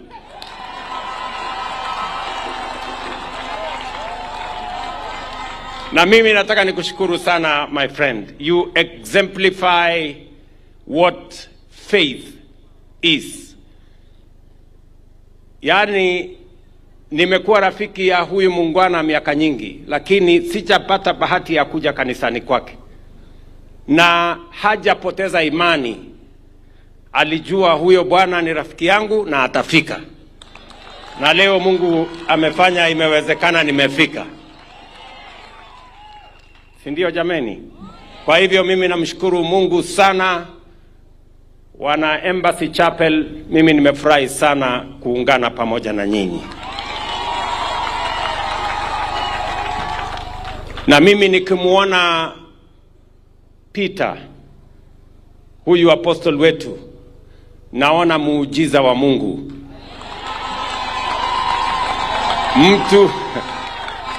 Mtu ametoka mahali padogo, ndio neno la Mungu likasema do not despise humble beginnings.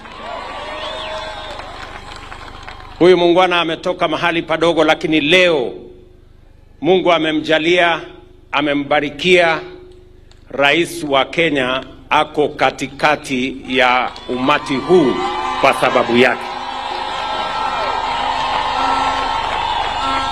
Nakwambia Peter, hiyo imani uko naye kwa Mungu, that faith and trust you have in God, ndio itakupeleka mbele, ndio itasaidia wengi, na ndio itapeleka taifa letu la Kenya mbele.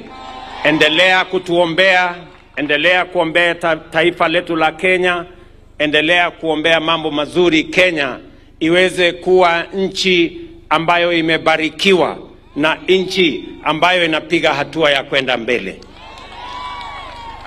And I have faith that with men and women like Peter Morwabe who pray faithfully for our nation, this nation is going to make strides into the future. Kabla sijasema yale mambo ya kanisa, na mimi nimefurahi sana kuungana na Wakristo wengi, na nataka niwashukuru our spiritual fathers here, many men of God from different parts of our country and from outside our country. On behalf of the people of Kenya, I want to welcome our friends from Burundi, from Tanzania, from Uganda, from Ethiopia, and all the other places. Karibuni sana. Hii nchi ya Kenya ni nchi ya Mungu. We want you to know this is a God-fearing nation, and we are unapologetic about our faith in God. Hakuna mtu tunamuomba msamaha kwamba sisi tunamwamini Mungu. Ndugu watu wa Kisii, sitaki kusema mengi leo. Nimekuja kanisani kuungana pamoja na nyinyi kusherehekea miaka 11 ya baraka na neema ya Mungu kwa wana Embassy Chapel. Lakini mbali na hayo, huyu bwana Peter ameniombea na Wakenya wengi, na nyinyi mkanipatia nafasi ya kuwa kiongozi wa taifa letu la Kenya. Na sababu hiyo niko na mambo machache ningependa kusema nikiwa hapa Kisii kulingana na nafasi mlionipatia kama kiongozi wa taifa hii. Ya kwanza ningependa kusema ya kwamba tumeketi chini na viongozi wenu, nimeketi chini na wabunge, nimeketi chini na governor wenu, deputy governor, MCAs, wananchi wengi na viongozi wengi wa grassroots kutoka sehemu hii, na tumekubaliana vile wakati tunasongesha Kenya mbele, Kisii iwe katikati ya hiyo mipango ya kwenda mbele. Na mimi nilikubaliana na nyinyi ya kwamba tutashirikiana. Na nataka nisimame mbele yenu niwaambie watu wa Kisii, kwa vyovyote, juu chini, kulia na kushoto, mimi nitatembea na nyinyi bega kwa bega, unyo kwa unyo, sako kwa bako. Tutatembea pamoja na nyinyi na sitawaacha nyuma. Na msikubali siasa ya kugawanya wananchi, siasa ya ukabila, siasa ya chuki, siasa ambayo haina maono. Leo tumeambiwa hapa na maaskofu wetu, na nataka nimshukuru Bishop Gishana, yeye ni mtu wa kule kwetu. Mimi nimekuwa kanisani kwake mara nyingi. Ni mtu wa kutoka Eldoret, hata ingawaje alizaliwa na huku, amekuja akakulia kule kwetu. Hata sisi wengine roots yetu inatoka na huku Kisii, lakini bado tuko kule. So hiyo kumaanisha kwamba sisi ni ndugu moja, watu wa taifa moja, tulioumbwa na Mungu kwa pamoja. And that's why we are a nation called Kenya.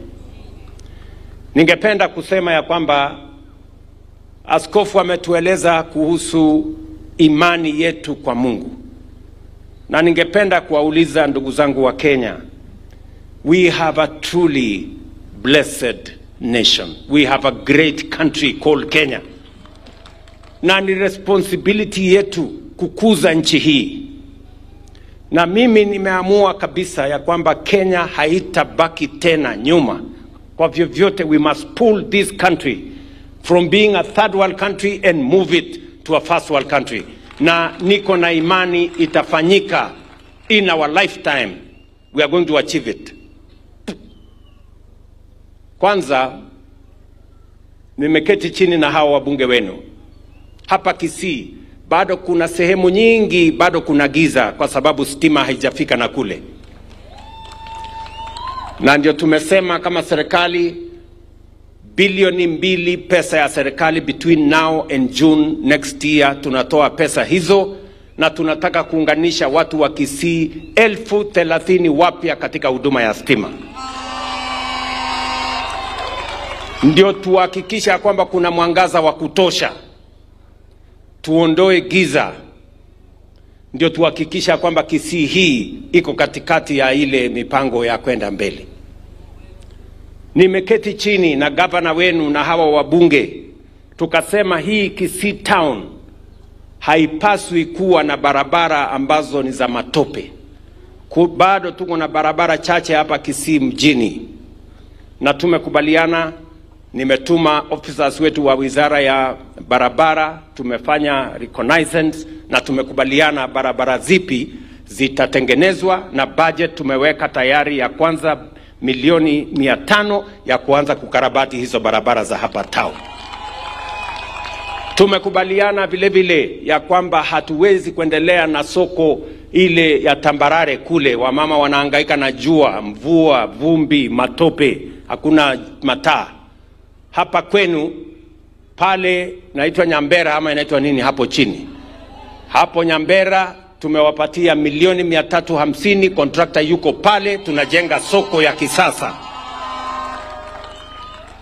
Hapa Kisii town pia tunajenga soko market ya milioni 300 ambayo tayari tumewapatia pesa.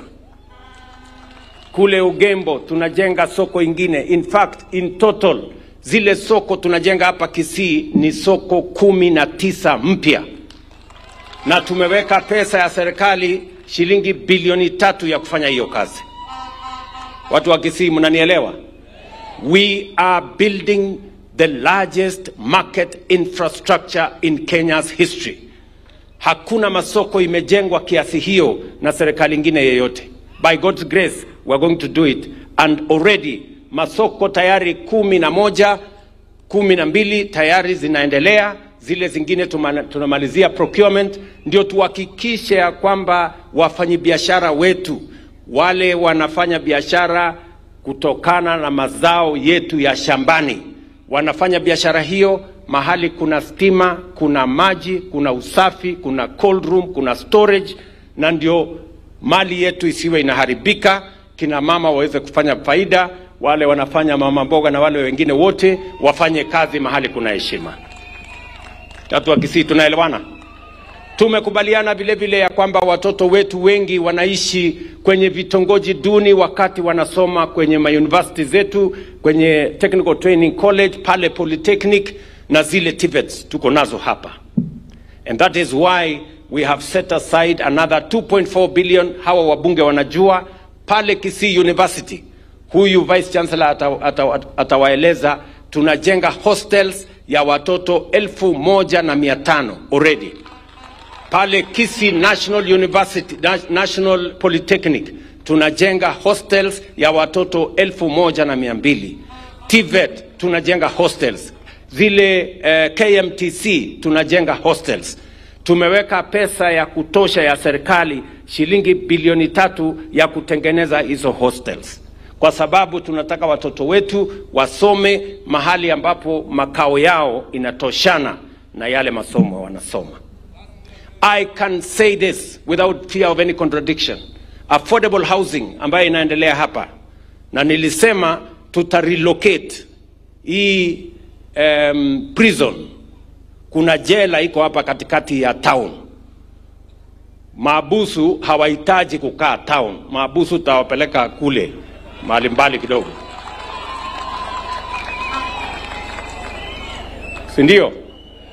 Hii city ya Kisii hapa katikati mimi nataka niwajengee nyumba 10,000 hapo kwa mahali kuna hiyo jela. Hao watu wa jela ni watu namna hiyo, lakini nitawapeleka mahali ingine pale waende wakae hapo. Sijui kama tunaelewana jameni. Kwa sababu kama kuna county ilikuwa katika fikra zangu wakati nilikuwa nafikiria hili jambo la affordable housing, ni Kisii County. Kwa sababu hapa ndio mashamba imekuwa ndogo zaidi. Tukiendelea kuzikatakata tutakosa mahali ya kuzalisha chakula.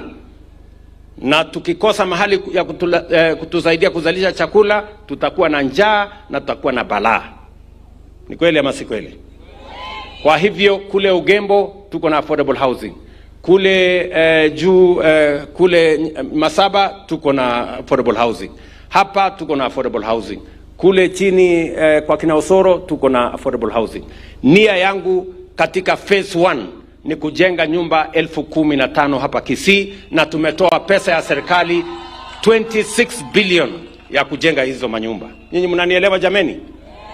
Kisii hoye! Kwa budget yetu ya housing fund yetu hapa Kisii ni 32 billion shillings ya kujenga affordable housing, ya kujenga masoko na ya kujenga hostels. 32 billion shillings has not been allocated by any government in Kenya's history. We are doing it now because we have a transformation agenda for our country. Mnanielewa jameni? Hapa wakati nilikuja tulikuwa na contractor hapo walikuwa natusumbua maneno ya cancer center. Nimeketi chini na viongozi wenu, niliita huyo mtu contractor, nikamwambia mambo ni matatu. Ama namna gani? Si mtu akilete noma tunampelekea noma. Nimemwambia hapana. Kama hutaki kufanya kazi hii, unaweza kwenda kuchoma makaa. Hata kuchoma makaa ni kazi. Awachane na ujenzi kama haelewi. So sasa hiyo kazi inaendelea vizuri, na nimewaambia huyu Zahir na governor wafuatilie. Kama huyo contractor analete uzembe, waniambie, nitatafuta contractor mwingine. Kwa sababu we are building one of the largest cancer centers in Kenya here in Kisii. Na tunataka itusaidie katika harakati hiyo ya kupunguza mambo ya magonjwa ya kansa ama saratani katika taifa letu la Kenya. Tunaelewana jameni?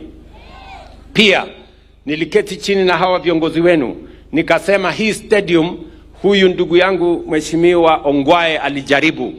Mpigeni makofi. Simba Arati amekuja akafanyia ukarabati. Mpigeni makofi. Lakini nimesema hii stadium haitoshani na Kisii. Hii stadium iko chini. Kwa sababu Kisii ndio county moja hata iko na football team kubwa ya Shabana. So mimi mwenyewe nimeita watu wa Agricultural Shows of Kenya, wako na eka 5 hapa. Nimewaeleza ya kwamba tafadhali tuwahamishe, na tumekubaliana tunawahamisha waende sehemu gani, ndio mimi nipanue hii stadium ikae kama international stadium. Tayari watu wangu walikuwa hapa, mimi nangojea, na nimemkaza Simba Arati na huyu wewe deputy governor, mumalize makaratasi. Mnanichelewesha, si ndio? Hawa majamaa wamalize na makaratasi na watu wa ASK, kwa sababu tayari niko na contractor. I want to expand this Kisii Stadium and make it an international stadium, mahali ambapo tunaweza kucheza michezo ya kitaifa. Tunaelewana jameni? Na hapo kwa hiyo mahali tutakuwa na ile mahali tulikuwa na show ilikuwa eka 5, tunataka tuwahamishe. Nimeambiwa ya kwamba ekari 12 zimepatikana mahali, tutawapeleka pale tuendelee na show kule, lakini hapa tujenge stadium ya kisasa. Tumeelewana jameni? Tumeelewana watu wa Kisii? Pia tumekubaliana ya kwamba wakati tunasongesha mambo ya dueling. Najua juzi in my State of the Nation address, watu wa Kisii hapa mnakumbuka, wewe Deputy Governor ulikuweko, mulikuja mkaniambia hii barabara ya kutoka Kaplong pale kupitia hapa kwenu inaleta shida sana kwa sababu ya msongamano wa magari na vile vile kuna ajali nyingi. Na ndio nimeweka katika ile mpango kubwa ya Kenya, nikasema sasa kutoka kule Nairobi tunataka tufanye dual carriageway, highway kubwa ya kutoka Rironi kuja mpaka Nakuru ifike Mau Summit, moja iende Eldoret Malaba, ingine ikuje hapa, ikuje Kericho, ingine iende Kisumu, hiyo ingine itoke Kericho ikuje Kisii, itoke Kisii iende Migori, iende mpaka Isabenia, na pia kutoka hapa daraja mbili tukate iende Ahero iungane na Kisumu. Ninyi mnanielewa? Unajua shida ya Kenya ni mambo mawili. Shida ya Kenya ni ile Biblia inasema kwa Proverbs 29 verses 18, where there is no vision, people perish. Maono madogo. Nikisema ya kwamba tutajenga barabara dual carriageway kutoka Nairobi, wale watu wa maono ndogo, the people of average thinking, small thinking, wanasema haiwezekani. Mimi nawaambia it can be done and we are going to do it. Nyinyi mnanielewa? Kama wengine walifanya, nani alituroga Kenya tusifanye? Si tutafanya? Yes, we are going to do it. Na kama huna maono ya kufanya, toa jam. Wewe toka, wachana na sisi. Sisi tuko na maono na mpango ya kufanya hiyo kazi. Sijui kama tunaelewana jameni. Tuko pamoja? Na vile vile tumesema hapa kwenye daraja moja hapo kuna msongamano, tumekubaliana tutaweka hapo flyover ndio tuhakikisha kwamba sehemu hiyo we sort out the challenges in that place. Tumeelewana ndugu zangu watu wa Kisii? Na msikuwe na wasiwasi. Hapa Kisii nataka niwapongeze. Katika program niliwaeleza ya universal health coverage. Nataka mnisikize vizuri. Mambo ya afya sio ya kwamba ni vile wananchi wengine, watu wengine wanafikiria. Pale nyuma ile mfumo ya afya tulikuwa nayo under NHIF ilikuwa ni lazima uwe na kazi, lazima uwe na pesa ama uwezo ndio ujiandikishe ndio upate bima ya afya. Ndio nikasema mambo hayataendelea namna hiyo. Kwa sababu katiba ya Kenya sehemu ya 43 inasema afya ni haki ya kila Mkenya. It is not a privilege for those who can afford or those who have jobs or those who have means. It is a right of every Kenyan, mambo ya afya. Na kwa sababu ni haki ya kila Mkenya, ndio tumeweka mfumo mpya ya universal health coverage. Na mimi nafurahi ya kwamba hapa Kisii zaidi ya watu 1547 wamejiandikisha. 547,000 people are already registered in SHA in Kisii. 45% of the people in Kisii are already registered. You are number 25 out of 47 counties. Mimi nawauliza wale ndugu zetu wa Kisii wengine ambao hamujajiandikisha, mnachelewa na mnatuchelewesha. Kwa sababu tunataka kila mtu akijiandikisha ndio tupate data, tupate information, tupate information ya kuweza kutusaidia tupange, tujue madaktari ni wangapi wanahitajika, dawa kiasi gani inahitajika, equipment kiasi gani inahitajika. Mimi nataka nishukuru county government ya hapa, tayari tunashirikiana na wao kwa mambo ya ku-equip zile mahospitali zetu hapa. Digital x-ray machines, ultrasound machines, theater machines, tayari are being supplied in all the hospitals in Kisii County, courtesy of the program we already have. Na mimi nataka niwaeleze ya kwamba it is just a matter of time. Hii universal health coverage sasa imefanya kazi mwaka mmoja, na mimi nataka niwaeleze, we are going to fine tune it until it serves every Kenyan. Hatutaki mwananchi tena aende hospitali atibiwe ati aulizwe pesa, mtu auze shamba ama auze ng'ombe ama afanye harambee ati kulipa hospitali. Sisi tumesema mambo ya gharama ya hospitali iwe ni kazi ya serikali ya Kenya kupitia bima ya afya. Kila mtu ashughulikiwe na bima ya afya ya serikali ya Kenya. Tumeelewana jameni? Watu wa Kisii tumeelewana? Kwa hivyo mimi nataka niwaambie ya kwamba tutatembea pamoja na nyinyi, na hii nchi ya Kenya tutaibadilisha. Huyu ndugu yangu Mheshimiwa Nyamoko amesema ya kwamba reli, tukileta reli, na mimi nataka niwaambie watu wa Kisii, hiyo reli mulisikia mimi nikizungumzia kutoka Naivasha kupitia hapa kwenu kwenda Malaba pitia Kisumu. Hiyo reli inaanza Januari next mwezi mbili. Sio ati inaanza 2027, hapana, inaanza hii 2026 hapa.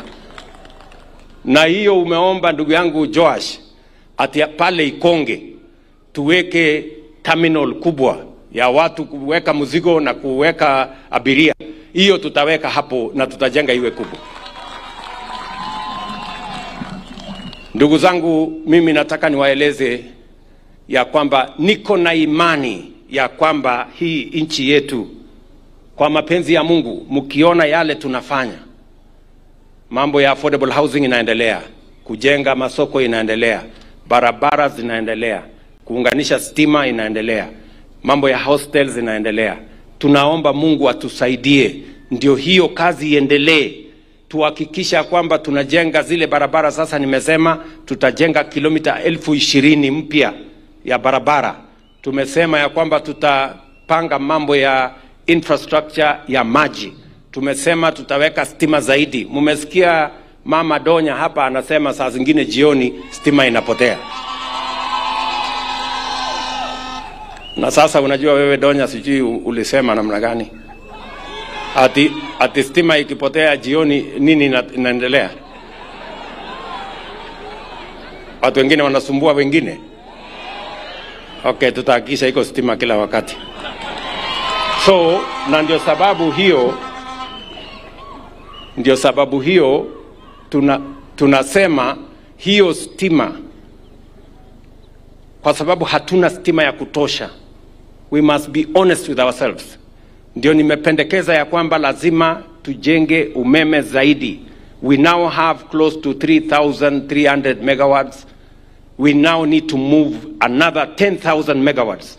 Ndio hii stima kupotea usiku ipotee. Kwa sababu tunataka kujenga viwanda zaidi, tunataka kufanya value addition zaidi, we want to do more things and we need more electricity. It is not possible for us to develop this country unless we have sufficient electricity. And that is the plan we have going into the future. Tuko pamoja jameni? Niliona juzi wakati nilitoa taarifa yangu ya State of the Nation Address, vyombo vya habari walikuwa wanahangaika. Wengine wanasema sijui Ruto amesema, sijui wale watu wanafanya kazi affordable housing, sijui ni 450, sijui ni 600,000, sijui ni ngapi, ati numbers are conflicting. Hiyo ni sawa. At least we agree on one thing. Hamukuamini ya kwamba inawezekana. We are now arguing about numbers. Kama ni 400,000 ama ni 600. Hiyo ni sawa. Tuendelee kuongea tu hapo. Lakini kazi inafanya nini? Kazi inaendelea. Na vijana wako wapi? Wako kazini. So arguing about which number is right, statistics, hiyo ni sawa. At least we have settled one thing, that something is happening in our country. Transformation is happening in our country. We can argue on the numbers, we can argue on the statistics, we can argue on this or the other, but we all agree that we are moving forward as a country. Kwa hivyo mimi nataka niseme, ndugu zangu watu wa Kisii, mimi nimefurahi sana kufika hapa. Na nawauliza viongozi wale wengine wote, kila kiongozi, wewe kama uko na maono ya Kenya, tangazia sisi. Tuambie, wewe Ruto amesema affordable housing inaendelea, mambo ya market inasonga, kuunganisha stima inaendelea, barabara inaendelea, walimu tumeajiri, mambo ya afya tunaendelea. Yako wewe ni gani? Usimangamange tu hapa ukisema one term, Kasongo, Masugo, hiyo ni ujinga. Ama namna gani? Niliona marafiki wengine wakilalamika ati wananchi wamesema ati hawana akili. Sasa mimi nataka niwaulize, okay? Tuseme mko na akili. Si mtuonyeshe basi hii akili mko naye, mtuambie. Mtueleze sera yenu kama kweli mko na akili. Kama hamuna sera, hamuna mpango, hamuna agenda, alafu mnatuambia ati mko na akili, akili yenu ni ya kufanya nini? Bure kabisa. Anyway, hiyo tutaongea. Hiyo tutaongea siku nyingine. Tuko pamoja ndugu zangu? Mimi nawasihi my brother Peter and the spiritual fathers that we have here, muombe taifa letu la Kenya, so that we have a vision for our nation, na Mungu atujalie ile inasemekana ya kwamba we must believe. Nimesikia sana yale askofu wangu Kichana amesema, tuamini Mungu. God cannot let us down. Tuwe na imani ndugu zangu, tuwe na imani, tuamini Mungu, tuamini taifa letu la Kenya, tujiamini, ndio Kenya iweze kwenda mbele. Watu wengi nawaona viongozi wanaongea, these are just prophets of doom, wanaongea mambo negative about our country. Hii haiwezekani, hiyo haiwezekani, ile haiwezekani, ile haiwezekani. Sasa kama kila kitu haiwezekani, wewe unakuja kufanya nini hapa? So, ndugu zangu, mimi sitaki kusema kuzidi hapo. My brother Peter, you are a great man na Mungu amekujalia. And I have come here to share this moment with you, to thank God for the mission God has given to you in this city of Kisii. Tutakushikilia vile unaombea taifa letu la Kenya, vile unaongoza jeshi hii kubwa ya maombi hapa Kisii, ya kuombea amani, kuombea taifa letu liweze kusonga mbele. And that is why I have no doubt in my mind that God is going to move this country to the first world, because we have men and women who pray fervently for our nation, people like Peter and others.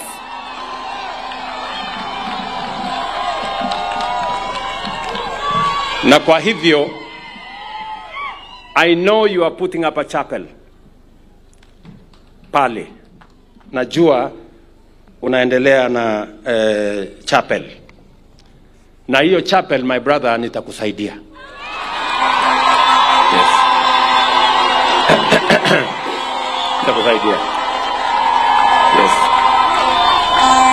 Sindio? Nitakusaidia. Because wewe ni rafiki yangu, na wewe unaombea taifa letu, na Mungu amekupatia neema na kibali ya kuwa kiongozi ya hawa ndugu zetu, na sote tuko nyuma yako. Kwa hivyo nimeshakuambia vile nitakupanga. Si ndio? Na nyinyi ndugu zangu wana G Gospel Embassy Chapel, mjue ya kwamba mimi ni mmoja wenu na nitamtembea na nyinyi.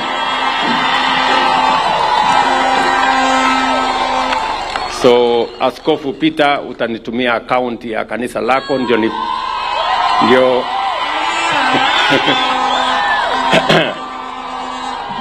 ndio nifanye ile kitu. Ndio nifanye ile kitu. Si ndio? Asanteni sana. Nimemwambia Peter nitamtumia milioni 20 kwa sasa, alafu nitampanga hapo mbele. Alafu mnajua Mnajua tuko na shule yetu hapa, si ndio? Mnajua tuko na shule yetu ya primary.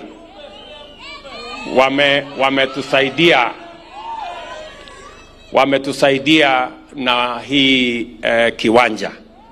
Na huyu Zahir, mbunge wenu, ni rafiki yangu sana, si ndio? Na huyu mungwana nimetembea na yeye miaka 20. Nilimkuta akiwa mwembamba, siku hizi amekula kidogo. Si ndio? So huyu mbunge wenu ndio alikuja akaniambia tufanye maneno Kisii University, tufanye maneno pale kwa Polytechnic, akanisukumia maneno hiyo ya cancer nini, hii maneno yote hii, na sasa amesema ati tuangalie hii shule, si ndio? So mheshimiwa waziri wangu bwana Ogamba, enda utafute milioni 50 tupatie hii shule.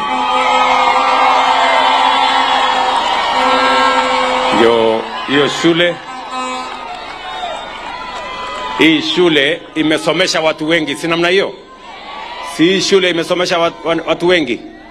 So huyu waziri wangu nimeshamueleza tayari, when they are celebrating 100 years tunataka kuwasaidia kujenga madarasa, na huyu Zahir utafuatilia. Basi mimi nitakuwa hapa mapema mwaka ujao. Niko na kazi mingi sana hapa Kisii naendelea. Niko na mambo ya barabara, nitakuja kuzianzisha zingine, nitakuja kusupervise zingine. Niko na maneno ya soko inaendelea, niko na maneno ya stima inaendelea, niko na maneno mengi ya maendeleo inaendelea hapa Kisii. Mimi nitakuja hapa mapema mwaka ujao. Mnajua mimi niko na makao hapa siku hizi. Mimi nitakuja kukaa hapa, hata kama nikikaa wiki moja kwani iko makosa? Nitakuja nikae hapa. Ndio. Umenielewa? Na nimesema siwaachi. Mmesikia vizuri? Mbele na nyuma, kulia na kushoto, juu chini, unyo kwa unyo, sako kwa bako, tuko pamoja na nyinyi. Asanteni sana na Mungu awabariki. Basi tusimame.